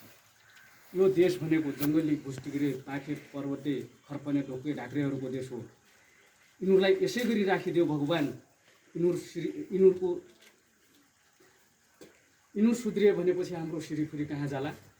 मन्त्रीमण्डल चुन्दाखेरि बाहुन छेत्री मात्रै होली चुन्नु भनेर बाहुन छेत्री मात्रै होलेर चुन्नु भन्नुको कारण के? देश त हाम्रै हो रे, फेरि मन्त्रीमण्डल चुन्दाखेरि उनीहरूको मात्रै मान्छे चुन्नु भनेर भनिएको छ त। त्यो 4 लाइन कविता लेखे बापत धेरै टाढा छैनौँ हामी यहाँबाट लगभग 100 किलोमिटर बुटोलको मणिग्राम भन्ने ठाउँमा त्यसको तिनीहरूलाई मणि भनेर त्यो चिन्दो रहेछ होइन। त्यो मणिग्राम भन्ने ठाउँमा त्यसलाई 600 बिघा जग्गा दिएको छ 4 लाइन कविता लेखे बा। किनभनेपछि उनले त क्लियर भनिदिउँ त यो देश यिनीहरूकै हो, यिनी जङ्गली किरा फट्याङ्ग्राहरूकै देश हो, जङ्गली अवस्थामा असभ्य हिसाबले बाँचिरहेका छन्। तर यिनीहरू सुध्रियो भनेपछि त हामी त जाने कहाँ? न हाम्रो रसियामा देश छ, न इन्डियामा देश छ, न इजरायलमा घर छ, न पाकिस्तानमा घर छ, कहाँ जाने भनेर क्लियर लेखिदियो त 4 लाइन कवितामा। ओहो ठिक गरिस् भन्ने हिसाबले पुरस्कार बापत थारूहरू बसेको, जस्तै यहाँको थारूहरू यी कमैया भएर बसेका छन् नि, त्यस्तै महेन्द्र राजाले चाहिँ 600 बिघा यहाँ मणिग्राम भन्ने त्यहाँ पर्यटकीय स्थल पनि बनाएका छन्। त्यो ठाउँमा गएर हेर्न सक्नुहुन्छ। 600 बिघा जग्गा चाहिँ एकैचोटि दिएको। अनि फेरि गएर के काम गर्यो भनेपछि 2015 सालमा नेपाली काङ्ग्रेस बहुमतको सरकार थियो, बहुमत ल्याएर ऊ सरकारमा बसिराखेको। फेरि कतै यिनीहरूले भिखारीको दिने हो कि मैले चलाइराखेको सरकार भन्ने हिसाबले 2017 सालमा चाहिँ फेरि एकलौटी शासन आफ्नो हातमा लियो, पञ्चायती व्यवस्था लागू गर्यो महेन्द्र राजाले। पञ्चायती व्यवस्था लागू गरिसकेपछि उसले चाहिँ 2019 सालमा बुद्ध जन्मेको देशमा के लागू गरिदियो त? हिन्दू राष्ट्र, नेपाल हिन्दू राष्ट्र हो भनेर संविधानमा लेखिदियो। ल हेर्नुहोस् है, त्योभन्दा अगाडि हिन्दू राष्ट्र थियो त हाम्रो देश? हिन्दू राष्ट्र भनेर लेखिदियो। त्यो लेखिदिइसके पछाडि अनि फेरि ठ्याक्क ऊ त शरणार्थी हो, आफू म शरणार्थी हो भन्ने कुरो राम्रोसँग ज्ञान छ नि त उनीहरूलाई। त्यो भइसके पछाडि 2020 सालमा फेरि के काम गर्यो? पञ्चायती व्यवस्था एकलौटी शासन लिएर 2020 मा चाहिँ नागरिकता प्रचलनमा ल्यायो। नागरिकता प्रचलनमा ल्याइसकेपछि उसले के काम गर्यो त? उनीहरूलाई पनि सेतो नागरिकता, हामीलाई पनि सेतो नागरिकता। ल सोलो डोलो, तँ पनि नेपाली होस्, म पनि नेपाली हुँ, हामी सबै नेपाली हो, हाम्रो देश नेपाल हो भनेर यसरी नारा लगाएर हो त हो भनेर हाम्रो मान्छेले पनि त्यही कुरा बुझ्यौँ भनेर त्यसले पनि सेतो कार्डको नागरिकता लियो, हामीलाई पनि सेतो कार्डको नागरिकता भिराइदियो। हामीलाई त रातो कार्ड यहाँको मूलवासी हो नि त, रेड कार्ड दिनुपर्ने हो मूलवासी भनेर। अनि अघि भर्खरै भनिरहेको थिएँ, अस्ट्रेलिया, अमेरिका, क्यानाडा जाँदाखेरि ग्रिन कार्ड पाउनु बित्तिकै ओहो हाम्रो छोरो त त्यहाँ नागरिकता पाइसक्यो भनेर गौरव गर्थ्यो। यो ज्ञान त कसले सिकाउँदैन? बाहुन छेत्री टिचर को छ? बाहुन छेत्री छ, उनीहरूले सिकाउँदैन। त्यसको मतलब उनीहरू चाहिँ सोलो डोलो नेपाली मूलवासी जस्तै बस्न पाउने भयो। यो कुरा थाहै नपाउने भयो नि त। यदि त्यतिखेरै पनि यिनीहरू मूलवासी हो भनेर हामीलाई रेड कार्ड दिइदिएको भए, उनीहरू ग्रिन कार्ड लिइदिएको भए, अहिले त हामीले स्वतः ले भन्ने बित्तिकै बुझाउनु पर्ने अवस्था हुन्थ्यो नि त। अहिले के छ? हामी पनि यही देशको हो भनेपछि यही देशको कहाँ जातीय कुरा गर्छ मङ्गोल नेसनल अर्गनाइजेसनले भन्ने बित्तिकै तर्सेर बाहुन छेत्रीले ठिकै भनिएको छ क्या भनेर हो यिनीहरू छन्, सिडिओ पनि उयो छ, यहाँको पुलिसको चौकीको इन्चार्ज पनि बाहुनै छ भनेर थुरथुर कामलाई यहाँ तिमीलाई भोलि यो खाली बस्ती खाली गर्न लगाइदिन्छु भन्ने बित्तिकै त भरभर्ती जान्छ त्यहाँ। तर हाम्रोतिर आइज भनेपछि उता भाग्छ, त्यो घाँस खान भने जस्तो त्यो कुरा हुन्छ हेर्नु। अनि 2020 सालमा त्यसरी चाहिँ चुक्क्याएर उसले चाहिँ बराबर सोलो डोलो नागरिकता बनायो। अनि 2021 सालमा अब हामी जग्गा जमिन त ओहो हाम्रो जग्गा जमिन यहाँ त थारू त राजा थियो अरे दाङ जिल्लामा भन्छ, हो कि नै भन्नुहोस् न? थारू त राजा थियो अरे, डङ्गीशरण राजा, डङ्गीशरण सङ्ग्रहालय पनि बनिएको छ। कहिले बन्यो त? लोकतन्त्र गराउनेपछि प्रान्तीय सरकार आइसकेपछि बन्यो है। फेरि अहिले तपाईँहरूको मगरको पनि त्यहाँ पाल्पामा बनिसकेको छ यो सङ्ग्रहालय। अनि गुरुङको, राई लिम्बूको पनि त्यहाँ पाहाडमा जहाँ जहाँ राजा थियो त्यो राजाको त्यो सङ्ग्रहालयहरू बनिसकेका छ। राजा शासन हुँदाखेरि त्यसले कहिले दियो, कहिले बोल्न दियो, कहिले सङ्ग्रहालय बनाएन नि त। कसले ल्यायो त? डाक्टर गोपाल गुरुङले ल्यायो। त्यो भएर युग पुरुष डाक्टर गोपाल गुरुङ भनेर भन्छौँ नि। त्यो कारणले गर्दाखेरि हाम्रो दिन चाहिँ दिन प्रतिदिन फेरिँदै गइराखेको छ र अप्रत्यक्ष रूपमा उनीहरूले यो देश बुझाइसकेको अवस्था। अब सुन्दै जानुहोस्। अनि 2021 सालमा चाहिँ उनीहरूले भूमि सुधार व्यवस्था मन्त्रालय, भूमि सुधार मन्त्रालय गठन गर्यो 2021 सालमा। पञ्चायती व्यवस्था एकलौटी हातमा शासन सत्ता लिएर 2021 सालमा भूमि सुधार व्यवस्था लागू गर्यो। लागू गरेपछि 2022 मा चाहिँ लाल पूर्जा वितरण गर्यो। भूमि सुधार भनेको के? तपाईँहरू मभन्दा कतिपय मान्छेहरू मभन्दा उनीहरूले पाएको हुनुहुन्छ। भूमि सुधार केलाई भनिन्छ? जङ्गल खनानी गरिसकेपछि मलजल गरेर भैँसी पालेर त्यो गोबर सोबर हालेर उत्पादन हुने चिजलाई भूमि सुधार भन्छ हो। उनीहरूले भूमि सुधार केलाई भन्छ? जग्गा बाँड्नुलाई भूमि सुधार भन्छ। ल हेर्नुहोस् कत्रो खतरा चिज उनीहरूले रोल खेलिदिन्छ। भूमि सुधार मन्त्रालय गठन गरेर 22 सालमा चाहिँ लाल पूर्जा वितरण गरिदियो। वितरण गर्दाखेरि सबै जग्गा जमिन त दाङको कसले फडानी गरे? थारूले गर्यो। अनि पहाडतिरको कसले गर्यो? मगर, गुरुङ, राई लिम्बू तामाङहरूले गर्यो। त्यस्तै गरेर त्यो राम्रो भएको जग्गा जमिनको 2022 सालमा चाहिँ आजभन्दा 56 वर्ष अगाडि 56 वर्ष पुगेको कोही हुनुहुन्छ हात खडा गर्नुहोस् त। 56 वर्ष पार गरिसक्नु 56 वर्ष अगाडि गएर मालपोत कार्यालयमा हेर्न सक्नुहुन्छ। मालपोत कार्यालय भूमि सुधारमा गएर हेर्न सक्नुहुन्छ तपाईँहरूले। 56 वर्ष अगाडि बाहुन छेत्रीको नाममा एक धुर जग्गा छैन। यो झुट कुरो होइन फेरि। तपाईँ अहिले हाम्रो नाममा 1 कट्ठा 2 कट्ठा जमिन छ। उहाँ सर बेलायतको ब्रिटिस आर्मीबाट रिटायर भएर आउनुभयो। लगभग बेलायत आर्मीको अहिले कति तलब छ सर अहिले खाइराखेको मान्छेको? अहिले छ 2 लाख 2 लाख। हाम्रो यहाँ प्रधानमन्त्रीको पनि 2 लाख तलब छैन। 2 लाख रुपियाँ तलब खाने मान्छेले तपाईँको अहिले कति जमिन छ सर यहाँ देउखुरीमा? जमिन त छैन। हाम्रै खोसिएको जमिन किन्नलाई उहाँ सरले कति वर्ष बेलायतमा बस्नुभयो सर? म त बसेँ अब 17 वर्ष भइसक्यो। 17 वर्ष बसेर तपाईँले कति कट्ठा जग्गा किन्नुभयो यहाँ? अनि पहिले ल्याएको छ त्यसमा त अब ल्याएर ल्याएको थियो कि अहिले 3 जति छ। अब अलि पहिल्यै किनेर अलिकति सस्तो मस्तोमा पाउनुभयो र अलिकति धेरै किन्नुभयो होइन। हाम्रै अर्को दाजुभाइको मलेसिया दुबई कतार गएको कुरा गरौँ। हाम्रो त हजारौँ बिघा लाखौँ बिघा जग्गा हुनुपर्ने हो नि त। 10,000 36 बिघा 37 बिघा जग्गा हुनुपर्ने हो। त्यही जग्गा एकैचोटि कति वर्ष अगाडि लुट्दियो? 56 वर्ष अगाडि। 56 वर्ष अगाडि लुट्दियो। अहिले भन्दा 56 वर्ष अगाडि 2022 सालमा साल भन्दाखेरि अनि 56 वर्ष अगाडि लुट्दियो। त्यही लुटेको जग्गा फेरि कहीँ घर जो गर्न सक्छु कि भनेर 10 वर्ष 20 वर्ष विदेशमा कमाएर आएँ भनेर अघि भर्खरै परिचय दिने क्रममा भएको थियो। हो कि नै भन्नुहोस् त?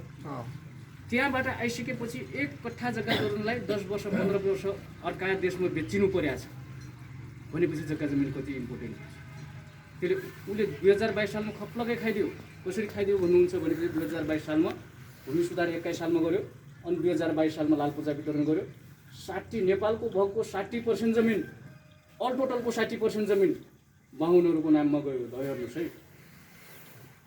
अनि 30% जमिन वन जङ्गल छ। हरियो वन नेपालको धन भन्छौँ नि। 30% जमिनमा नेपालको वन छ, वन जङ्गल। अनि कति पर्सेन्ट गयो? 90%। अनि नदी नाला 3%, 93% मा गयो। कति पर्सेन्ट रह्यो? 7%।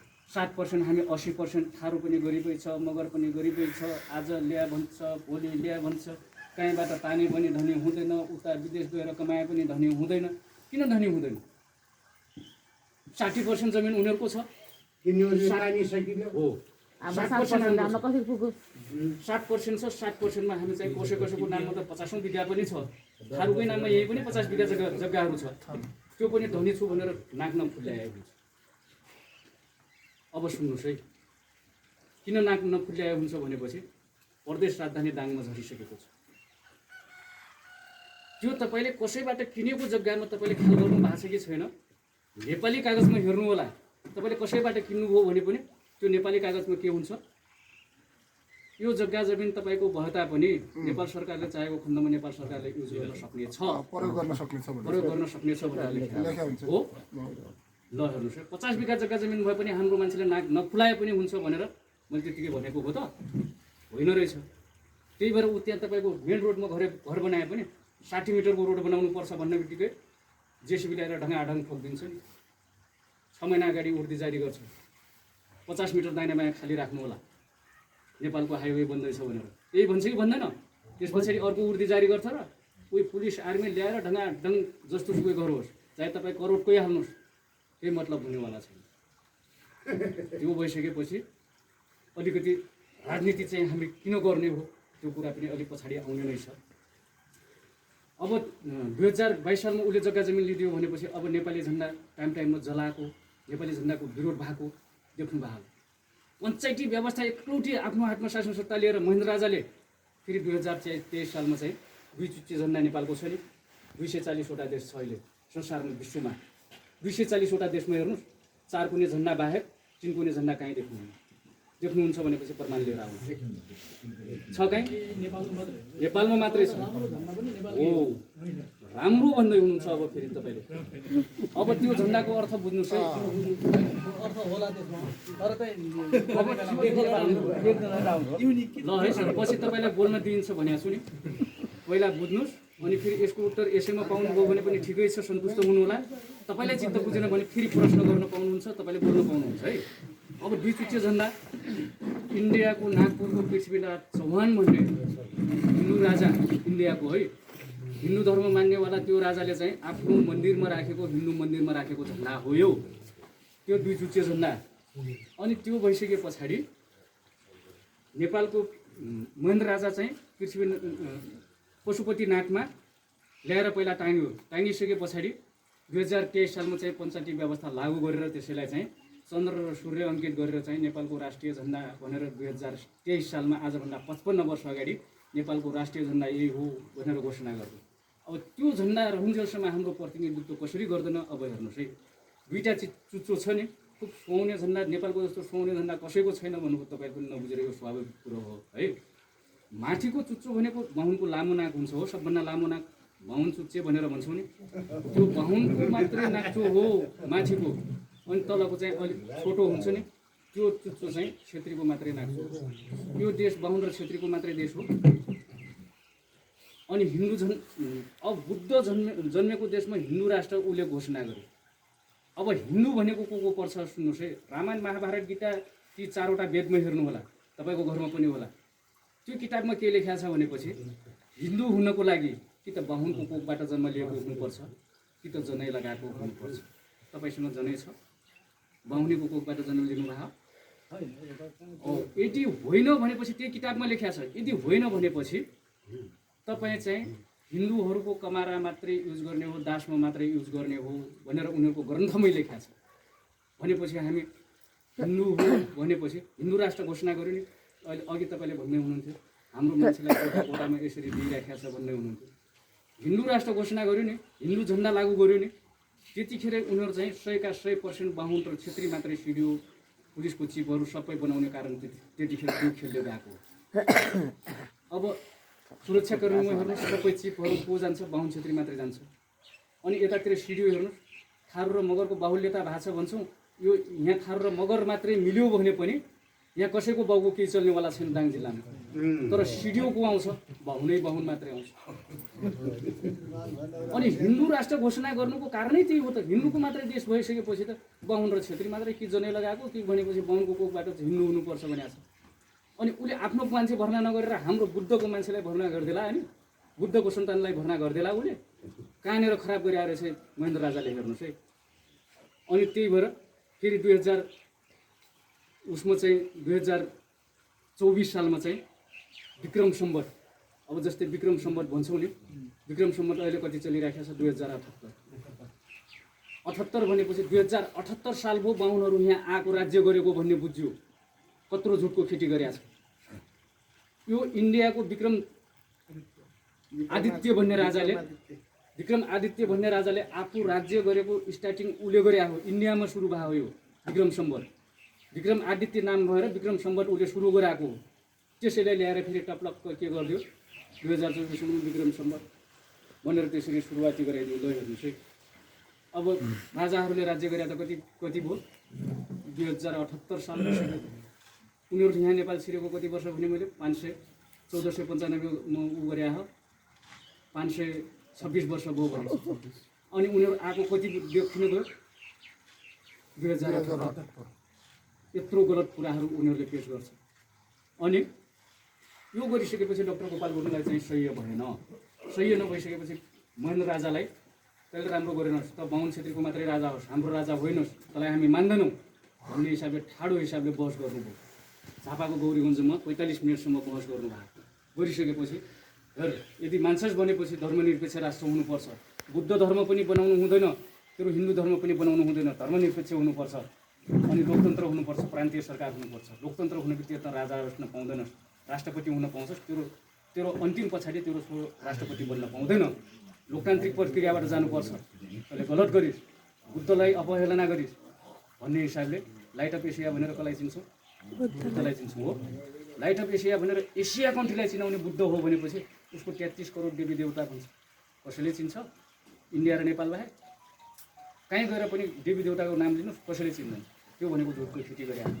अहिले 3 करोड सरदर 3 करोड जनसङ्ख्या पुग्दैछौँ भनेपछि उसको 33 करोड देवी देवताका कतिखेर उत्पादन भएको थियो? यो झुट हो भन्ने कुरो त यहीँनिर प्रुफ छ नि त। 33 कोटी देवी देवता भनेको त 33 करोड देवी देवता हो नि त। बल्ल तल हामी 3 करोड पुग्दैछौँ, उसको त 33 करोड देवी देवता छ। ल हेर्नुहोस् है। अनि गोपाल गुरुङले त्यो 2026 सालमा भनिसकेपछि झापाको गौरीगञ्जमा उहाँले चाहिँ मान्नु भएन। होइन, तैँले मात्रै बुझेर हुँदैन, तेरो मान्छेहरूले बुझेको छैन। तैँले चाहिँ जति सम्पत्ति चाहिन्छ, जे चाहिन्छ सब लैजा। अमेरिका अस्ट्रेलिया कहाँ बस्न जान्छ उतै जाने भए पनि गइहाल। तर तैँले चाहिँ एक्लै बुझेर केही हुँदैन, तेरो मान्छेहरू बुझेको छैन भन्ने कुराहरू दम्म गरेर गोपाल गुरुङसँग त्यो कुरा गर्नुभयो। त्यो कुरा गरिसकेपछि महेन्द्र राजालाई पनि वीरेन्द्रको जसरी वंशनाश भएको थियो नि, त्यस्तै गरेर 2028 सालमा चाहिँ महेन्द्रको पनि हत्या भएको हो। हत्या भइसकेपछि वीरेन्द्र राजा चाहिँ राजा हुन नपाउने राजा हो। हेर्नुहोस् है, वीरेन्द्र चाहिँ अर्को दोस्रो श्रीमतीको दोस्रो राजा छोरो हो। त्यो राजा भइसकेपछि त जसले पनि छोरी दिन मान्ने भयो।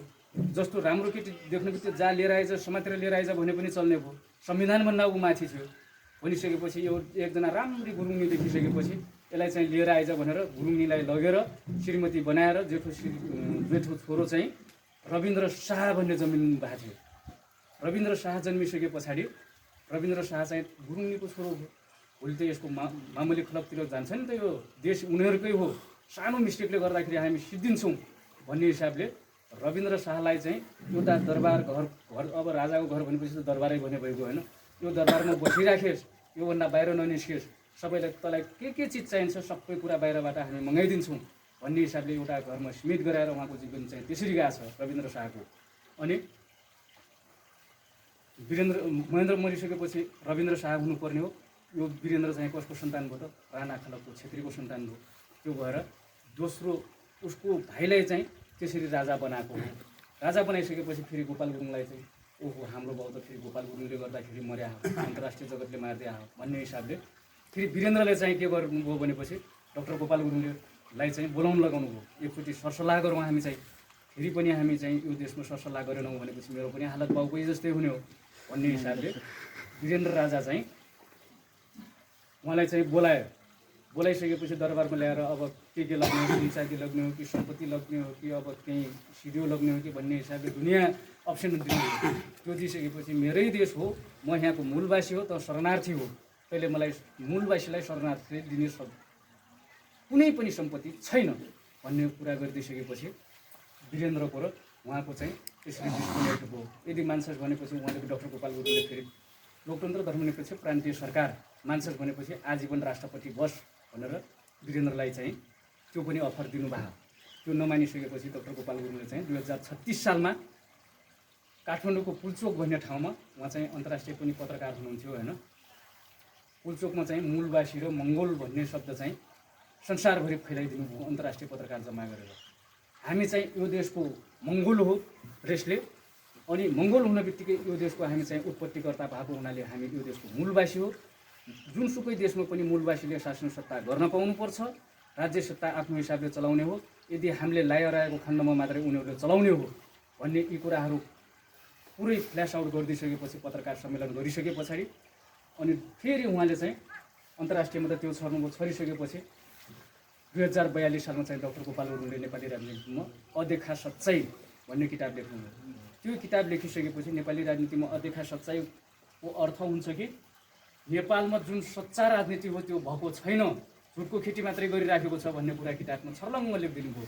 त्यो लेखिसके पछाडि एक प्रति चाहिँ गोपाल गुरुङले चाहिँ फेरि वीरेन्द्र राजालाई पठाइदिनु भयो।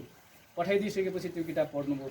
पढिसकेपछि त यसले त अब ठुलो तरङ्ग मचाउँछ, अब यो देश जसरी पनि जान्छ भन्ने कुरा हिसाबले उहाँहरूले सबै मन्त्रीमण्डलको बैठक बसेर, त्यतिखेर रामचन्द्र पौडेल पञ्चमन्त्रीहरू त छन् नि, यिनैहरू सबै बसेर त्यतिखेर चाहिँ गोपाल गुरुङलाई के गरेर ठिक पार्ने त भन्ने हिसाबले उहाँहरूले चाहिँ गोपाल गुरुङलाई दुईवटा मुद्दा लगाए।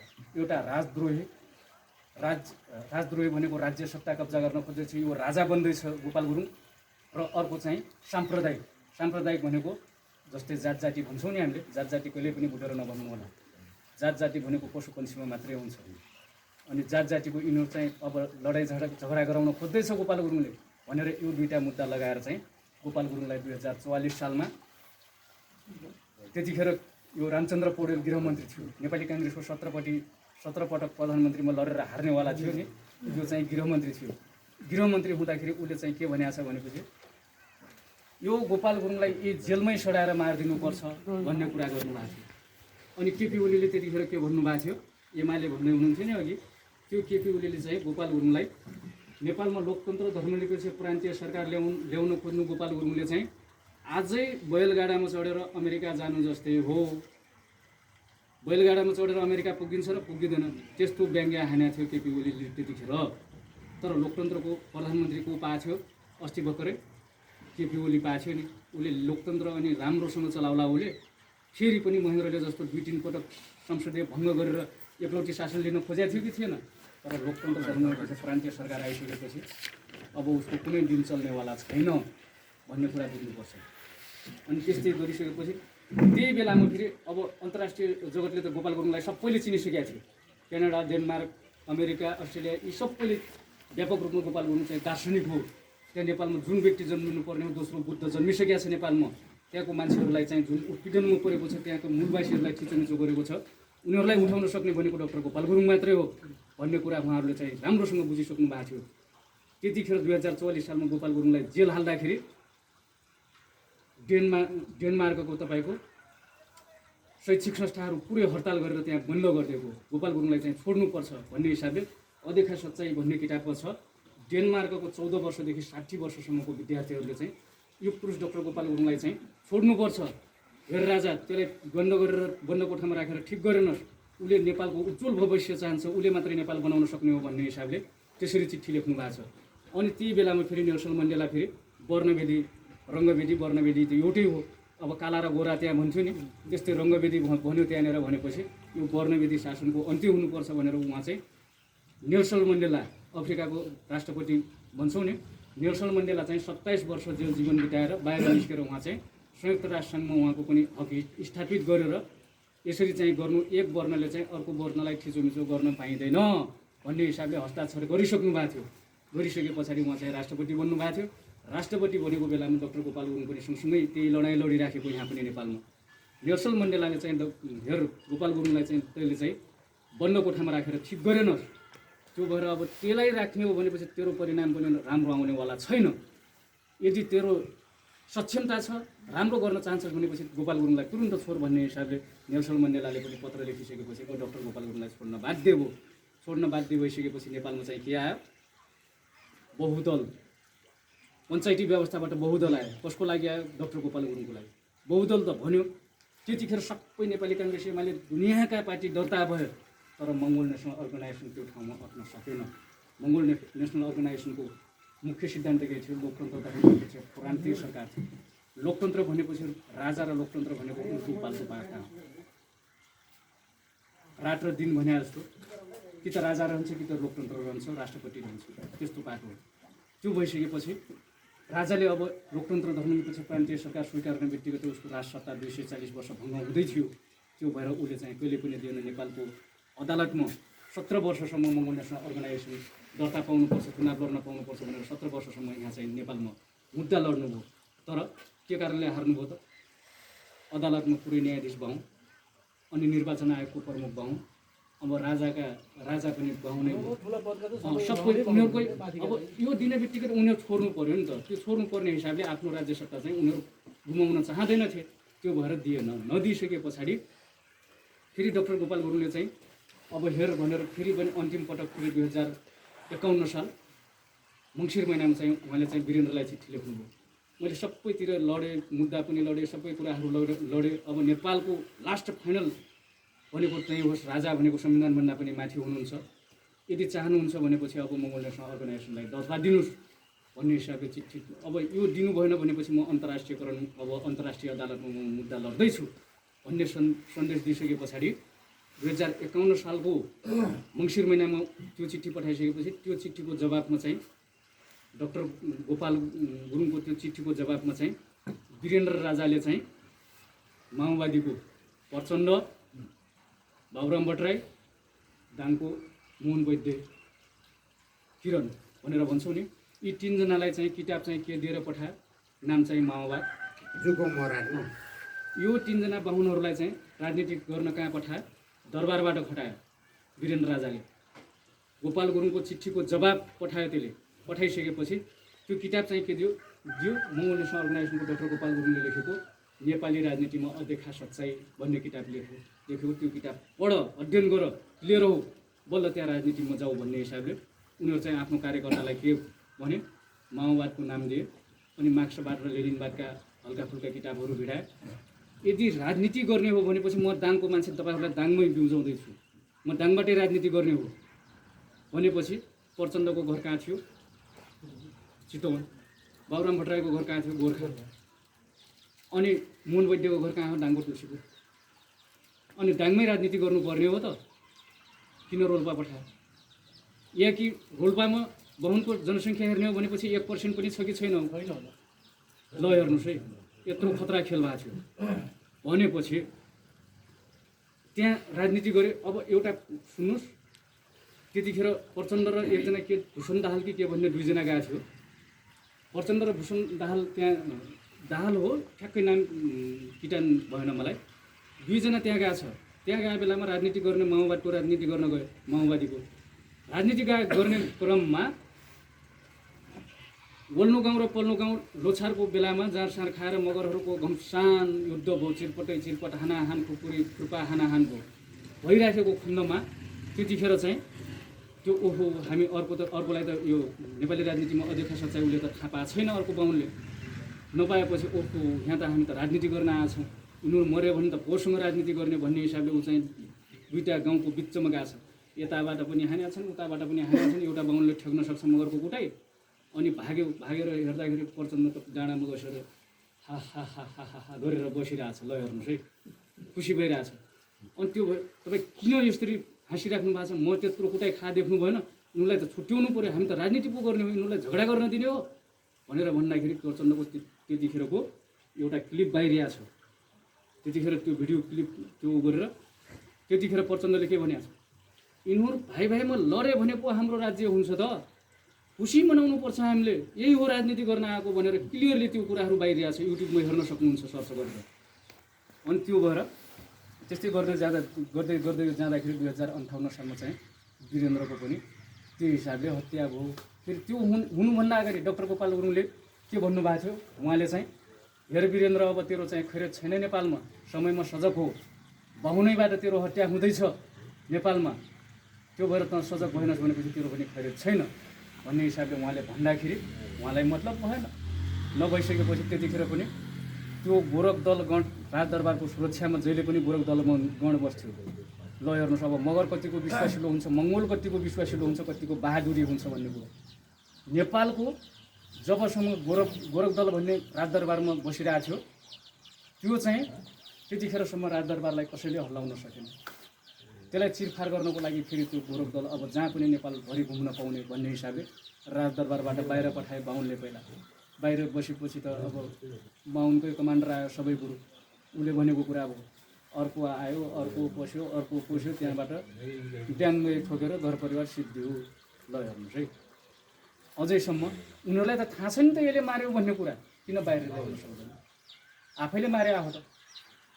अनि त्यो भएर 58 सालमा राजा मऱ्यो। राजा मरिसकेपछि माओवादी गन्जा गोलमा थियो।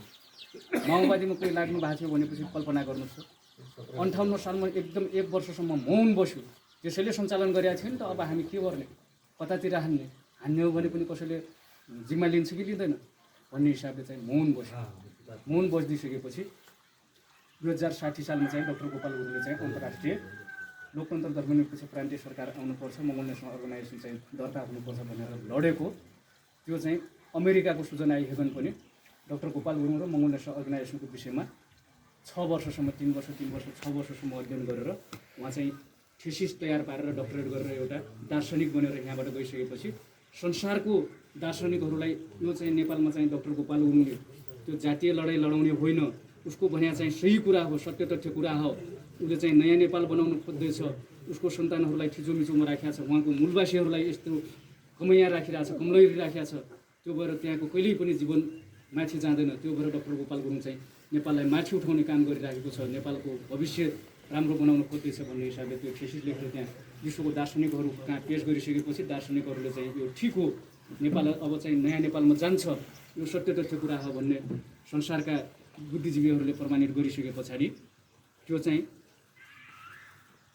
संसारको मुद्दा जित्नुभयो। अन्तर्राष्ट्रिय मुद्दा जितिसकेपछि डाक्टर गोपाल गुरुङको कुराहरू लागू हुने भयो। त्यतिखेर 2060 सालमा चाहिँ माओवादीको डाक्टर बाबुराम भट्टराई चाहिँ केही नभए पनि अलिकति पढे लेखा त मान्छे त हो, तर उसले चाहिँ आफ्नो लागि मात्रै काम गर्छ।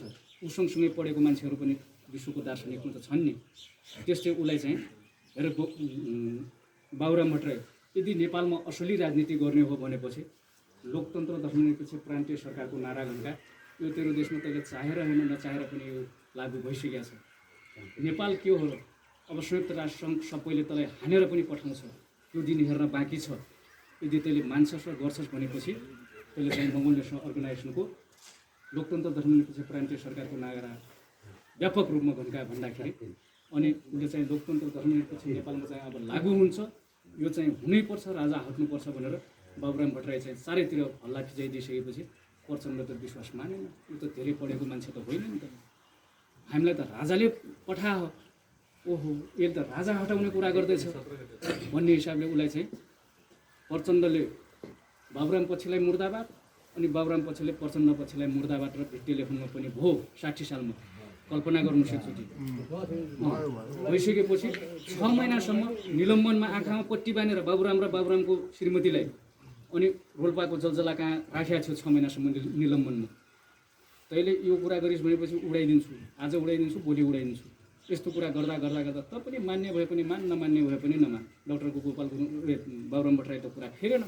नफेरिसकेपछि अब सबै कुराबाट अब नेपाली काङ्ग्रेसको यताबाट पनि गगन थापाले पनि यही कुरा निकालिदियो। उसको पनि केही साथीहरू थियो होला, सिआइए कता कता थियो होला, उनीहरूले पनि निकालिदिइसकेपछि अनि वार्ता वार्ता वार्ता भने नेपालमा कहिले हापुरे वार्ता भने, कहिले रोल्पा वार्ता भने, कहिले कहाँ वार्ता भने। वार्ता कोसँग थियो त? डाक्टर गोपाल गुरुङसँग थियो। डाक्टर गोपाल गुरुङसँग यहाँ वार्ता गर्ने हो भने त तपाईँहरू हामी छरपष्ट ऊ मान्छे रहेछ किन वार्ता भयो भन्ने कुरा थाहा पाउँथ्यौँ नि त। अनि नेपालको तपाईँहरूले एउटा यो राप्ती गाउँपालिकाको मान्छे हो भनेपछि तपाईँहरू दुईजना झगडा गरेपछि तपाईँहरूको झगडा यहाँ मिलाइन्छ कि इन्डिया गएर लगेर मिलाइन्छ? यहाँको चौकीमा अथवा इलाका प्रशासन या प्रशासन जिल्ला प्रशासनमा मिलाइन्छ कि इन्डियामा गएर मिलाइन्छ? हो, तपाईँ हामीले जानेको सामान्य कुरा पनि यही मिलाइन्छ हो। नमिलेको कुरालाई मात्रै अन्तर्राष्ट्रियकरण गर्ने हो। त्यतिखेर वार्ता कोसँग थियो? डाक्टर गोपाल गुरुङसँग थियो। उहाँसँग वार्ता गरिदिने बित्तिकै के हुन्थ्यो? सब कुरो छरपष्ट उहिदिने बुझाउनु पर्ने पनि हुनसक्छ। त्यो भएर यिनीहरूको चलाखीले गर्दाखेरि दिल्ली सम्झौता भन्यो। अब राजा हटाउनुपर्छ, राजाको एकलौटी शासन भयो, बाहिर बाहिर चाहिँ यो कुरा गर्ने। अनि माओवादीले भन्थ्यो नि जसको पोट उसैको घर, जसको जोत उसैको जग्गा, यही कुरा लगाएर भरभर्ती थारू पनि मगर पनि कामिदमाई पनि यही भनेर कुद्या होइन हो कि नै भन्नुहोस्? दुईटाको कति सजिलो कुरा ल्याइदियो। भरभर्ती थारूले पनि घरै पाइने रहेछ, जग्गै पाइने रहेछ। मैले त ऊ जति वर्षसम्म जोत्यो, जति वर्षसम्म 2-4 वर्षसम्म घोडाइको उदाहरण हेर्नुहोस्। 14 जना थारूहरू मर्या छ एकै रातमा। एउटा बाहुनले आयो के भनिदियो? बाहुन माओवादीको कमान्डर त बाहुनै थियो। घोडाइ कति नम्बर दिनु? 17 नम्बर होइन, 17 नम्बर बरगत्ता भन्ने ठाउँमा एउटा बाहुन आयो कमान्डर। यो सबै यो बाहुन फलाना बाहुनको हो, त्यसले जोटेर दिनु पर्दैन, सब खाने हो भनेर भन्यो। उराती भाषा कहाँ बाँच्नु जाने रहेछ? आर्मीको क्याम्पमा भाषा बाँच्नु जाने रहेछ। जुन दिन कुट्ने छ त्यो त भनिया छ नि त, म तिमीलाई साथ दिन्छु, माओवादी हो म भन्ने हिसाबले भनिसकेपछि यो दिन हामी धान चुट्छौँ भनेर त्यो थारूहरूलाई त उसको इन्फर्मेसन त त्यो त्यहाँ गयो नि त। त्यहाँ गइसकेपछि ऊ त आर्मी क्याम्पभित्र बसिया छ मजाले सेभ गरेर। अनि जुन दिन चुटिराखेका थिए त्यो चुटेर चाहिँ आफ्नो घर भित्र्याउन लागेको थिए। यी सबै माओवादी हुन् भनेर आर्मी गरेर ट्याङ 17 जनाको 14 जनाको जना मारिदिएको छ। कल्याणमा प्रष्ट हो कि होइन भन्नु। अनि प्रचण्डको क्लिप पनि जब पहिलो गणतन्त्र आइसकेपछि, लोकतान्त्रिक गणतन्त्र आइसकेपछि पहिलो प्रधानमन्त्री हुँदाखेरि हामी रुकुममा लड्दाखेरि, हाम्रो सेनाहरू लड्दाखेरि म डाङको आर्मी ब्यारेकमा थिएँ भनेर हा हा हा हा गरेको क्लिप सुन्नु भएको छ कि नै? अझै सर्च गरेर हेर्न सक्नुहुन्छ। त्यस्तो खतरा राजनीति भनेको आँखाले देख्न नसकिने चिज हो। त्यो भएर डाक्टर गोपाल गुरुङसँग वार्ता भएको थियो। वार्ता हुँदाखेरि डाक्टर गोपाल गुरुङले चाहिँ विश्वका दार्शनिकहरू त्यहाँ बसेका थिए। त्यतिखेर गिरिजाप्रसाद कोइरालालाई यहाँ निर्णायक को थियो गिरिजाप्रसाद कोइराला। तैँले प्रजातन्त्र भन्ने कुरा गर्छस् भनेपछि जुन देशबाट आओस् त्यही देशमा गएर राजनीति गर। यो देश चलाउने भनेको अब मेरो मात्रै अधिकार हो, मैले जे भन्छु त्यो मात्रै हो। मैले 17 वर्षसम्म मैले भिख माग्दाखेरि तैँले दिया हैनस् राजनीति लड्नलाई। त्यो भइसकेपछि प्रजातन्त्र भन्छस् भनेपछि इन्डियाबाट आओस् इन्डियातिर गएर गर। अनि प्रचण्डलाई एकलौटी गणतन्त्र भन्छस् भनेपछि जुन बाटोतिरबाट आओस् त्यहीँ गएर गर। अनि समाजवादको कुरा गर्छस् कम्युनिस्ट भन्छस् भनेपछि माधव नेपाल त पनि उतैतिर गएर गर। अब एउटै विकल्प हो, मैले भनेको मान्छस् भनेपछि गर्न पाउँछस्, मान्दैनस् भनेपछि पाउँदैनस् भन्ने हिसाबले तिमीले स्वीकार्नु पर्यो। लोकतन्त्र धर्मनिरपेक्ष प्रान्तीय सरकार स्वीकार्छस्? स्वीकार्छु हजुर भन्ने हिसाब भइसकेपछि एक्लै मान्छेले ल अब राजा हाम्रो राजा त तिम्रो मारेर उ गरे हो, अब तिम्रो राजालाई मैले हट भन्ने कुरा छ र तिम्रो आफै हटाउने हो, कुनै टाउको दुखाइ त मलाई त छैन भन्ने हिसाबले जाऊ आफ्नो राजालाई हटाऊ, 19 दिने आन्दोलन गर्छौ कि 100 दिने आन्दोलन गर्छौ भनेर लुवाई आफ्नै राजालाई आफूले 19 दिने आन्दोलन गरेर हटाएर। अनि राजा हटाउने वादी थियो भनेपछि माओवादी, राजा हटाउने थियो भनेपछि 40 बुँदे र 12 बुँदेमा देख्नु भएको छ राजा हटाउनेकै। उसले राजालाई बचाउनलाई गएको थियो कि राजा हटाउनलाई गएको थियो भन्ने कुरो त्यहाँ प्रश्न छ कि छैन? राजाले पनि अहिले बोलेको छ कि छैन मेरो कहीँ राजा हटाउने भनेर कहीँ सहमति भएको छ कि छैन भनेर बोलेको छ कि छैन? ल हेर्नुहोस् है अब राजनीति। अब काङ्ग्रेसको अघि भर्खरै केन्द्रीय सदस्यले भन्नुभयो, काङ्ग्रेसको म केन्द्रीय सदस्य हुँदाखेरि पनि तिनीहरूको दर्शन र सिद्धान्त केही पनि थिएन, केही पनि भन्नु भएन। बिपीको दर्शन भन्छ, बिपीको के दर्शन छ कसैले थाहा पाउनु भएको छ? अब एमालेको मार्क्सवाद र लेनिनवाद भन्छ। ल हेर्नुहोस् है, मार्क्सवाद र लेनिनवाद त्यहाँ छ जर्मन र अनि कता यता चाइना, रसिया र चाइना। अब त्यहाँ उनीहरूको उसमा हेर्नुहोस् है कम्युनिस्ट भन्ने मान्छेहरूले तिनीहरूको सिद्धान्तमा के लेखेको छ? कम्युनिस्ट भन्नेले धर्म अँगाल्यो भनेपछि त्यो कम्युनिस्ट हुँदै गएन भनेको छ।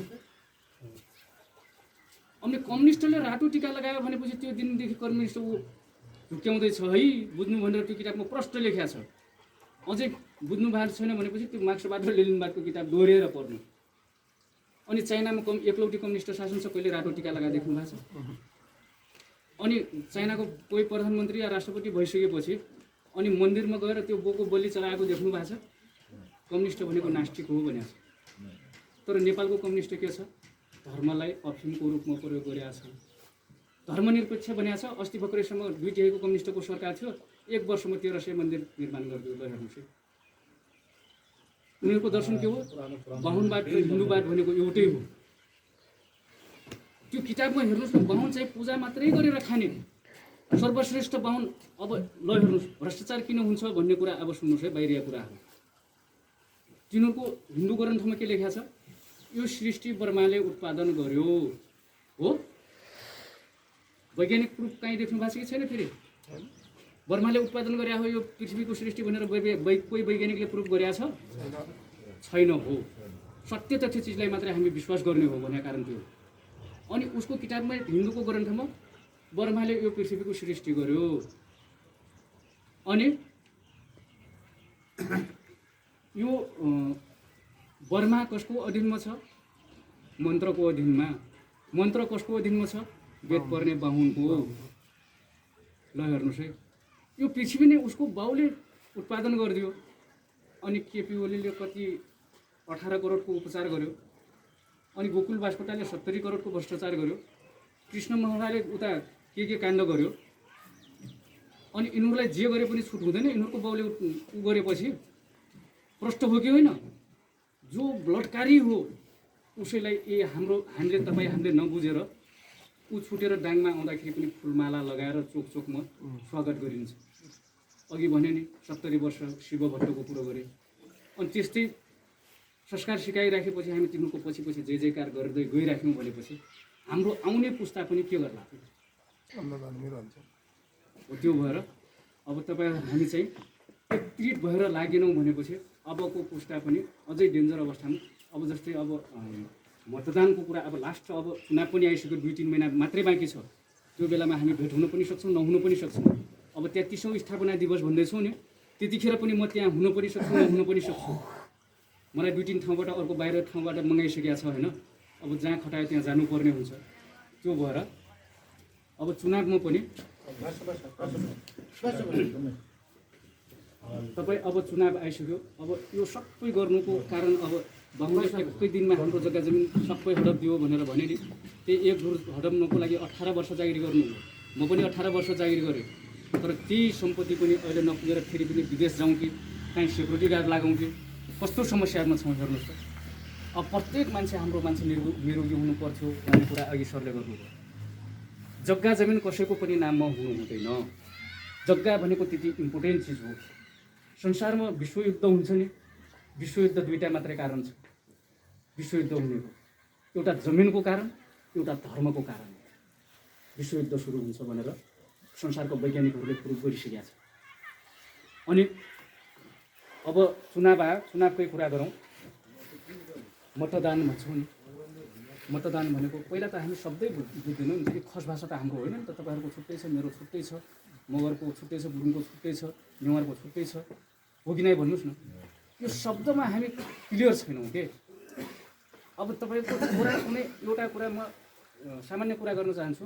तपाईँको छोरालाई ल यहाँ यस्तो यस्तो भइरहेको थियो, यहाँबाट कसैको छोरा लगेर त्यहाँ ट्याप टिपेर पुलिस चौकीमा हालिदियो। त्यहाँ हालिदियो भनेपछि किन लग्या हो भनेर भन्नुभयो भनेपछि पुलिसले के भन्छ, पुर्पुच्छाको लागिराखेको छ। पुर्पुच्छा भनेको के हो भन्ने हामीलाई थाहा छ त? सिधा कुरो उनीहरूले बोल्दैन कि, यो झुक्क्याइराख्ने कुराहरू मात्रै ल्याउँछ।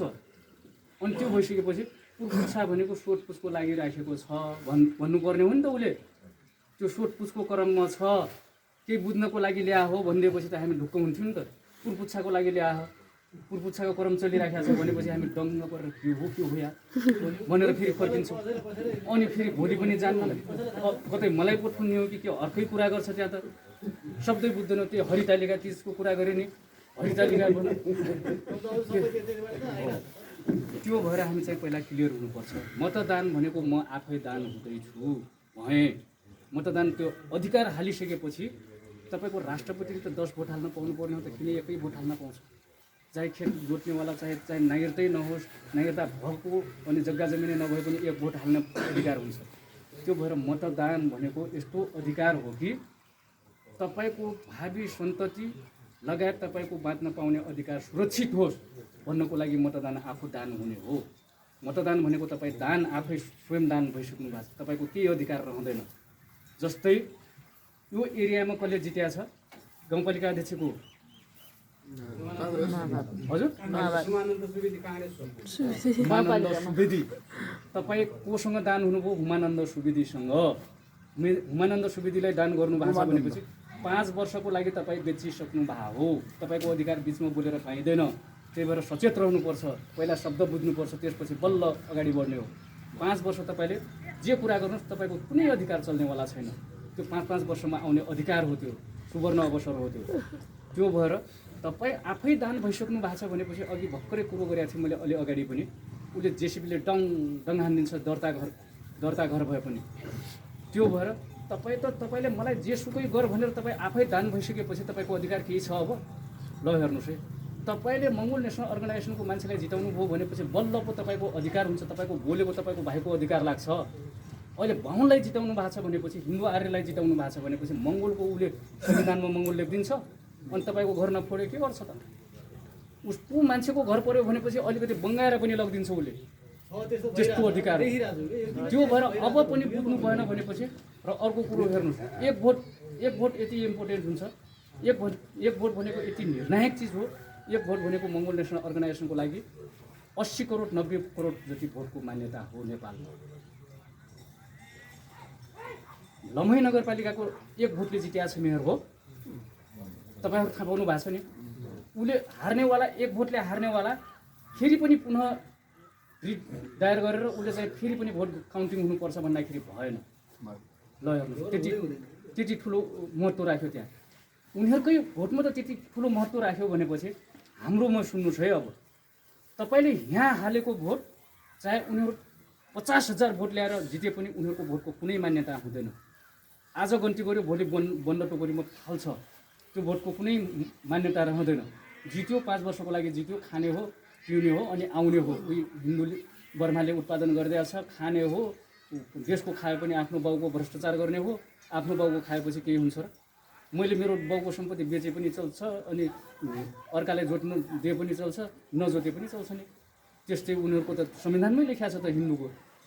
भनेपछि अब तपाईँले 1 भोट हाल्नुभयो भनेपछि तपाईँको भावी सन्ततिको लागि त्यहाँको मूलवासी मङ्गोलहरूले आफ्नो देश फिर्ता ल्याउँदैछ भन्ने हिसाबले हाम्रो चाहिँ 240 वटा देशमा अब त्यहाँको मूलवासी चाहिँ जाग्दैछ है। आफ्नो देश माग्नलाई यति भोट ल्यायो, 2 भोट ल्यायो, 3 भोट ल्यायो भन्छ नि। 1 भोट 2 भोटको मान्यता अब सुन्नुहोस् है। तपाईँले यो कोठामा यो सेभ गर्नको लागि तालचा सहित बनाउनु भएको छ, ढोका पनि लगाउनु भएको छ। म पनि अस्ति प्रदेश सभाको चुनावमा लडेको थिएँ, जम्मा 90 भोट आएको थियो। मसँग जित्नेवाला 25,000 भोट आएको थियो। अब 25,000 भोट ठुलो भोट हो, 90 त केही पनि होइन भन्ने तपाईँले सोच्नुहुन्छ। तर भोट ठुलो हो, 90 करोड बराबरको भोट हो मैले ल्याएको भनेको। त्यो भोट कहाँ गएको छ? 240 वटा देशमा घनश्याम चौधरीले चाहिँ आफ्नो देश अब फिर्ता माग्दैछ। अब त्यो त्यहाँ डाक्टर गोपाल गुरुङले लोकतन्त्र धर्मनिरपेक्ष प्रान्तीय सरकार यो लागू गर्नुभयो नि, उहाँको अब चेलाहरू चाहिँ त्यहाँ देश माग्न सुरु भइसकेको छ। दाङ जिल्लाबाट पनि जस्तै आले मगर भन्दै हुनुहुन्थ्यो उहाँ सरले, पहलमान आले मगर, उहाँले 30 भोट ल्याउनु भएको थियो, सँगसँगै लडेको थियो। उहाँ वडामा लड्नु भएको थियो, म प्रदेश सभामा लडेको थिएँ। उहाँले 30 भोट ल्याउनु भयो, म 90 भोट ल्याएको थिएँ। अब 90 भोट केही पनि होइन, 25,000 को अगाडि 90 भोट केही हो र? सही पनि पुगेको थिएन।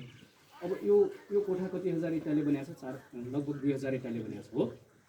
2000 इँटा यो बाहुनको मजाको घर हो भनेपछि यसबाट 90 वटा 2000 मतलब त्यत्रो 2000बाट 90 वटा या 30 वटा पहलमान हालेकै कुरो गरौँ।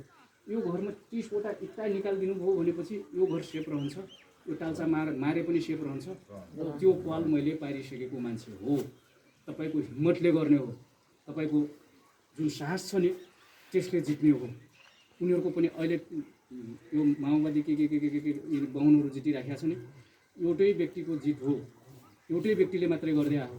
एकचोटि फर्किसकेपछि त्यो कहिले उल्टिने पल्टिने भनेको 400-500 वर्ष लाग्छ। त्यो भएर जुन दिन हामी राज्य सत्तामा पुग्छौँ नि त्यो दिन मात्रै हामी सजिलो गरी सास फेर्न पाउँछौँ। अनि 1 भोट पनि तपाईँले खेर नफाल्नुहोस्। हाम्रो चुनाव चिन्ह भनेको भाले चिन्ह हो, यहाँनिर देख्नु भएको छ। अब फेरि भाले तपाईँहरूको अगाडि के भन्ला, नेपाली काङ्ग्रेस एमालेको मान्छेले के भन्ला, भाले त खाने हो, चुनावमा रक्सीसँग खाने हो, त्यही भन्छ। त्यही भन्छ। त्यो भनेको झुक्क्याएर यिनीहरूलाई पेन्डुलम बनाउने, यताउता यिनीहरूलाई खेर, यिनीहरूको भनेको खेर जाओस् भन्ने हिसाबले त्यस्तो कुरा गर्छ। अनि त्यो कुरा गरिसकेपछि हामी चाहिँ गोपाल गुरुङले त्यत्तिकै भाले चिन्ह राख्नु भएको होइन। अहिले को हात-हातमा मोबाइल, हात-हातमा घडी राख्नु भएको छ, रेडियो छ, टिभी छ होइन। समाचार सुन्नको लागि यति बजेको समाचार सुन्नु भन्छु। पहिला चाहिँ घडी पनि उत्पादन भएको थिएन, रेडियो पनि उत्पादन भएको थिएन, मोबाइल त झन् भर्खरैको हो, पुरै छोड्यो। त्यतिखेर चाहिँ घडीको काम कसले गर्थ्यो? भालेले गर्थ्यो। त्यो भइसकेपछि गोपाल गुरुङले चाहिँ भाले चुनाव चिन्ह चाहिँ रोज्नुको कारण त्यो। अब जस्तै अब अहिले मैले तपाईँहरूलाई लगभग तपाईँहरूले कुनै मान्छेलाई बुझिसक्नु भएको थियो, कुनै मान्छे नबुझ्नु भएको थियो। अब जस्तै राजनीति भएको थिएन। अनि अहिले तपाईँलाई अलिकति लाग्यो सर मन्दिर बनायो नि, मन्दिरको कारण राजनीति रहेछ भन्ने कुरा बुझ्नुभयो अलिकति? बुझ्नुभयो होइन? यो मैले पनि पहिल्यैदेखि मैले यही गर्दै बाहुनको मात्रै यहाँ जहाँ पनि बाहुनै भेट्छु होइन। जुन माथि पदमा तपाईँको अहिले चाहिँ छत्रमान गुरुङभन्दा त्यो मन्दिरको हेर्नु, पुरानो मन्दिर खोजेर अहिले पुरा जहाँसुकै मन्दिर पाउनले पूजापाठ गर्ने हिन्दू धर्म मान्नेले बाहुनै हो, बाहुनले बाहुनै राख्ने हुन्छ हो। त्यही भएर मैले यस्तो भन्छु कि अब चाहिँ जस्तो तपाईँले अहिले मलाई बुझाउनु भयो नि, यस्तै गएर अनि अन्य ठाउँमा गयो भने बुझाउन सक्नु पाएपछि त्यो मान्छेलाई फर्काउन सकिन्छ कि? अब है सर, कुरो हो क्या मेरो यो लगभग अब मैले जति सक्दो छोटो हिसाबले बुझाउन खोजेँ। यसका अब तपाईँहरूलाई अब लास्ट फेजमा के भन्न चाहन्छु भनेपछि अब जस्तै नेपाली काङ्ग्रेसको दर्शन बिनाको राजनीति भनेको थियौँ है। अब एमालेको पनि दर्शन बिनाको राजनीति, मार्क्सवाद लेनिनबाट यहाँ जन्मेका हैनन्। डाक्टर गोपाल गुरुङ चाहिँ नेपालमै जन्मेर नेपाललाई सुहाउने खालको राजनीति हामीलाई तयार बनाइदिइसक्नु भएको छ।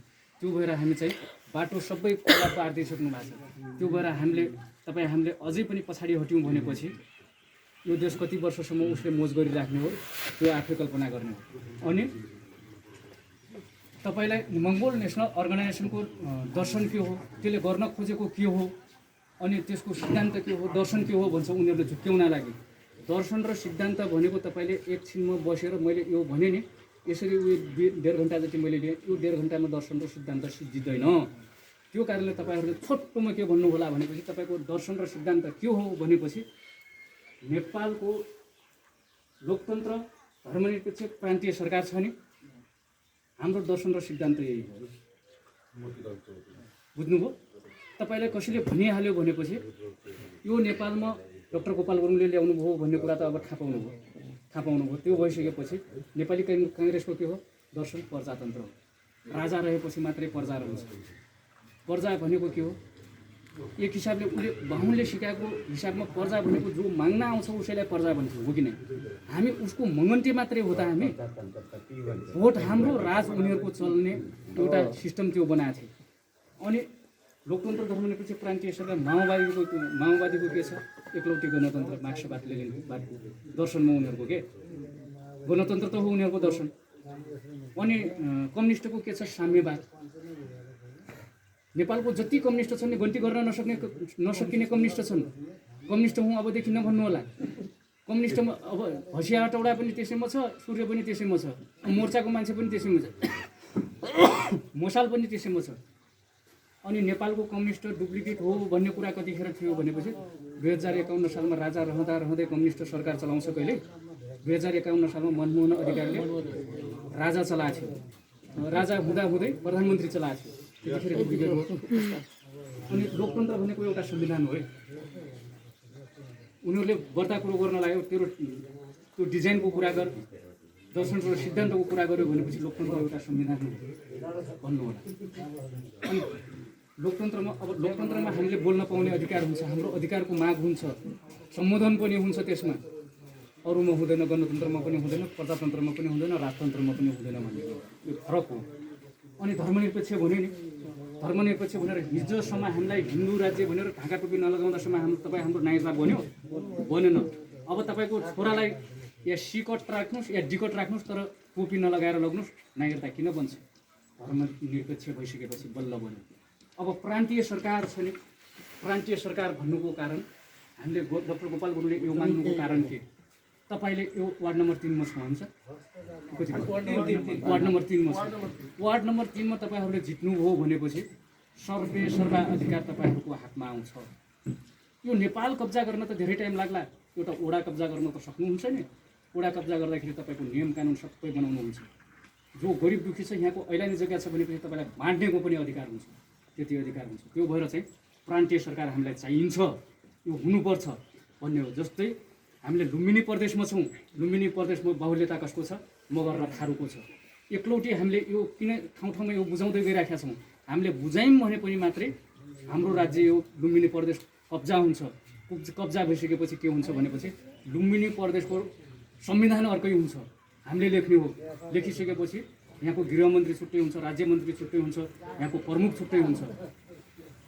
केन्द्र सरकारले हस्तक्षेप गर्न पाउँदैन प्रान्तीय सरकारमा।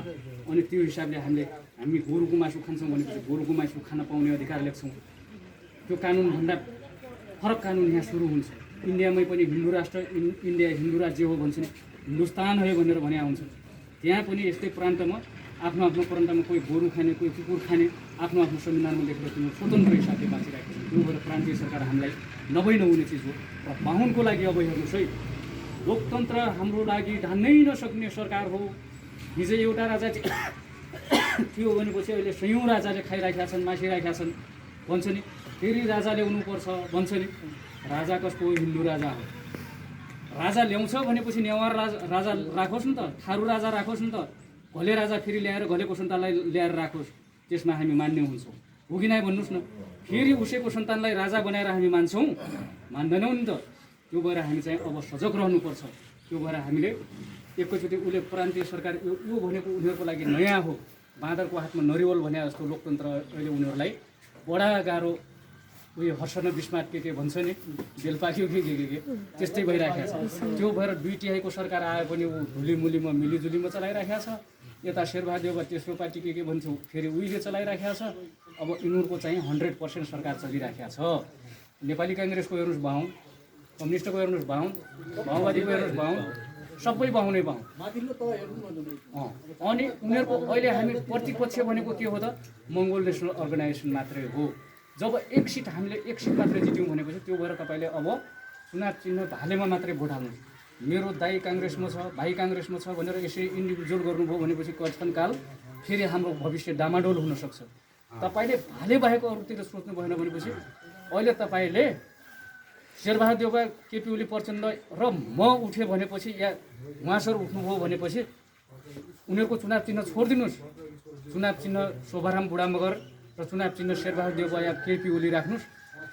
उहाँ केपी ओली प्रचण्डहरू त्यो रुखसुख हटाएर राख्ने हो भनेपछि उनीहरूले पानी पनि पिउँदैन, उनीहरूको भोट दिउँसै बत्ती बालेर खोज्नुपर्ने अवस्था हुन्छ।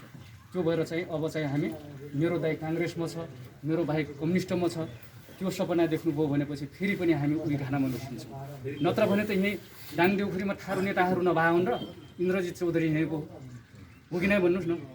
अनि मेटमणि चौधरी यहीँको, गङ्गा चौधरी यहीँको हो। एउटै घरको 3 दाजुभाइ बुहारी 3टै नेता देखाएको छु मैले। सायद गढुवा गाउँपालिकाले त बुझिसक्यो होला। कोही काङ्ग्रेस भनेको छ, कोही एमाले भनेको छ। ल हेर्नुहोस् है, कोही थारूहट पनि भन्छ अझ भुल चुक्याउनुलाई। त्यस्तो गरेर बाँचिरहेको अवस्था छ भनेपछि अब उनीहरूको पछाडि लागेर हामी चाहिँ हाम्रो भविष्य उज्जवल हुँदैन। अब गोरेबहादुर खपाङ्गेको पनि अलिकति कुरो अघि आएको थियो। यति रोकेँ मैले अहिले यदि बुझेर म बाहिर गएर अरूलाई बुझाउन सक्ने हुनुपर्छ। नत्र म यस्तो गरेर यो भनेको यो हो भनेको यो हो उदाहरण अरूलाई दिन सक्दैन। तपाईँले अब सक्नुहुन्छ नि त। म हिजो जब प्युठान पुगेँ, मेरो बुवाहरू भाइहरू हुन्छन्, भान्जाहरू सबै हुन्छन्। हजुर होइन यही ददेरी। हजुर अब के हो त, अब लिएर गयो त ठेली बोकेर गएको छ, अब पर्चा लिएर गयो, यो फोड यो हेर अब भन्ने के। अनि मलाई कसरी भन्ने त, यो भनेको यस्तो हो त, यो भनेको यो अहिले पो बुझ्दै गएपछि पो बल्ल थाहा भयो त होइन। अनि मलाई झन्डाको बारेमा भन्नुभयो नि, झन्डाको बारेमा तपाईँले व्याख्या त्यसरी गर्नुभयो, तपाईँले थाहा पाउनुभयो, बुझ्नुभयो, त्यसरी गर्नुभयो। हाम्रोमा अहिलेसम्म चाहिँ झन्डा यस्तो झन्डा हुनुपर्छ भनेर कसैले पनि भनेको थिएन। यो झन्डा हुनुपर्छ भने अब तपाईँको अहिले है सर होइन यो। अनि यहाँ हिजो के भन्यो भने मलाई अब अस्ति म त्यहाँबाट छुटेर गए पर्चा बोकेर होइन, अब जनमोर्चाका मान्छेहरू आइरहेको थियो। ठ्याक्कै म घरनिर पुगेको, घरनिर गएर यहाँ राखेको थिएँ, के हो यो भने यो मङ्गलको भने पढ्यो, अब बाहुनले पढ्यो, ओहो यो हिन्दू त हिन्दू धर्म त के भनेको थियो यहाँ हेर्नु त। अब यो धर्म बारेमा लडाइँ पर्छ यहाँ त भन्दै गयो होइन। अब के भन्ने मैले कसरी बुझाउने भन्ने आउँछ कि त्यस्तो भएर। अब तपाईँले नबुझ्दासम्म अलिकति मैले अघि भने विश्वयुद्ध के को दुईवटा कारणले मात्रै विश्वयुद्ध हुन्छ भनेर भने। एउटा जमिनको कारणले, इन्डिया र पाकिस्तानको लडाइँ के को लागि भइरहेछ, कारगिलको जमिनको कारणले। बिचको जमिन बाँडफाँड गरिदिएको छैन, त्यो यताको मेरो हो भन्छ, अर्कोतिरको मेरो हो भन्छ, हो कि नै भन्नुहोस् न। अनि ती जमिनको कारणले भइरहेछ कि भनेपछि धर्मको कारणले हुन्छ भनेर भने नि। यो विश्वयुद्ध उसले धार्मिक कारणले, हामी मङ्गोल नेसनल अर्गनाइजेसनको 21औं शताब्दी अहिन्दू मूलवासी मङ्गोल मुक्तिको शताब्दी हो भनेर यो गोपाल गुरुङले लेखिदिनु भएको। अहिन्दू भनेको हामी हिन्दू होइनौँ, हामी मुक्त हुनको लागि हिन्दू त्याग्नै पर्छ, छोड्नै पर्छ, उनीहरूलाई लात मार्नै पर्छ भने हो है। हिन्दू पनि भन्ने अनि न्याय पनि खोज्ने अघि पाउनुहुन्न। तपाईँको चेलीबेटी यस्तो भयो भनेपछि तपाईँ न्याय डिसमिस भइसक्छ भनेर अघि नै भनिहाल्छ। अब एउटा कुरो फेरि तपाईँलाई अर्को गलत कुरा, एउटा सामान्य कुराहरू सिकाएँ तपाईँलाई। प्रधान न्यायाधीश भन्छौँ हो, प्रधान न्यायाधीश भन्छौँ। त्यहाँनिर तपाईँको श्रीमतीलाई कुनै केस लाग्यो भनेपछि तपाईँको श्रीमतीलाई अनि त्यहाँ बोल्दाखेरि के भन्नु हुन्छ, श्रीमान म यो पेस गर्दैछु भनेर भन्नुहुन्छ। अनि ऊ न्यायाधीशको श्रीमान भएपछि तपाईँको श्रीमतीलाई उसले जे पनि गर्न पायो नि त। श्रीमान त भनिसकेको छ त तपाईँको श्रीमतीले। कस्ता गलत कुराहरू सिकाउँछ। अब सुन्नुहोस् है, यो शब्द हटाउने भनेर पहिले आयो, यो अहिलेसम्म हटाएको छैन कि। किन हटाउँछ त उनीहरूले, किन हटाउँछ? उनीहरूलाई त मजा छ नि त। ऊ आफै श्रीमती नभए पनि श्रीमान भइहाल्छ त, सफाइ भयो त। मैले काटे यो सल्यानमा मैले गएर सल्यानमा अदालतमा गएर कुरो निकाले हो कि मैले। श्रीमान भन्ने कुरो चाहिँ यो चाहिँ हटिसकेको छ, श्रीमान भन्न पाइँदैन। कहाँ हट्नु, यो हटेकै छैन भन्छ त्यहाँ त। अदालतमै गएर भनिहाल्छु त म थाहा पाउने कुरो त जहाँ गएर पाइहाल्छु नि म त। मोटामोटी जे तपाईँले नलेज थाहा पाउनु राम्रो कुरा। ल अब यता सुन्नुहोस् है सर, अब लगभग आजको प्रशिक्षण यी समाप्त पनि भयो र तपाईँहरूले के गर्नुहोस् भनेपछि तीनटा कुराहरूलाई जीवनमा नभुल्नुहोस्। कलम, कदम, कसमलाई कहिल्यै पनि नभुल्नुहोस्। कलमलाई भुल्नुभयो भनेपछि तपाईँको जिन्दगी फेरि गाह्रो हुनसक्छ। कलमले लेख्ने चिज पनि नराम्रो चिजहरू नलेख्नु होला, सधैँ सत्य लेख्नुहोस्। किनभनेपछि न्यायाधीशको कुरो गरिराखेका थिएँ, तपाईँको छोरो या तपाईँ कुनै काम नगरे पनि माओवादी नभए पनि माओवादी हो भनेर लेखिदिने बित्तिकै माओवादीको सजाय पाउनुहुन्थ्यो कि हुन्थेन? त्यही भएर तिनवटा कलाई नबिर्सिनुहोस्, कलम, कदम र कसम। अनि कलमलाई जहिले पनि सत्य कुरा मात्रै लेख्ने प्रयोग गर्नुहोस्। अनि कदम, तपाईँले सही बाटोमा मात्रै चाल्नुहोस्, तब गन्तव्यमा पुग्न सक्नुहुन्छ। अनि कसम, राप्रपा, माओवादी, नेपाली काङ्ग्रेस के हुन्, यिनी बाहुनका पार्टीहरू छन् नि, कसम खाइछन्। प्रत्येक चुनाव आएपछि तपाईँको घरमा पिच रोड पुर्याइदिन्छु, तपाईँको छोरालाई न्यायाधीश बनाइदिन्छु, तपाईँको छोरालाई पुलिस बनाइदिन्छु। कसम खान्छन् कि छैनन्? म कसम खान्छु विद्यानाश भनेर कसम खान्छन् कि खाँदैन? त्यो भइसक्यो। 1.5 घन्टा जति बोले, तपाईँहरूको अगाडि तपाईँको छोरालाई जागिरी दिन्छु भनेर कसम खाछु, तपाईँहरूलाई यो गरिदिन्छु भनेर प्रतिबद्धता जनाछु हो। त्यो भएर यो सही बाटो गलत बाटो भन्ने कुरा, तीनवटा कलाई जहिले पनि कहीँ जाँदाखेरि तीनवटा कलाई नबिर्सिनु। जहाँ रहनुहोस्, जसरी रहनुहोस्, तपाईँको यात्रा सफल होस्, सुखमय होस्। होइन, यो मङ्गोलको मुक्तिको यात्रामा म पनि लगभग देशभरि घुमिराखेका हुन्छु। 33औँ स्थापना दिवसमा तपाईँले 10-10 जना मान्छे मात्रै खोजिदिनु भयो भनेपछि शोभाराम सर, चन्द्र गुरुङहरूलाई भार पर्न जाँदैन। आजसम्म बुझ्नु भएको थिएन भने पनि अब बुझ्नुहोस्, तपाईँ अब यो देशको नेता हो। तपाईँहरूले एउटा कुरो के ध्यानमा राख्नुहोस् भनेपछि तपाईँ प्रत्येक मान्छेहरूले अब मङ्गोल नेसनल अर्गनाइजेसन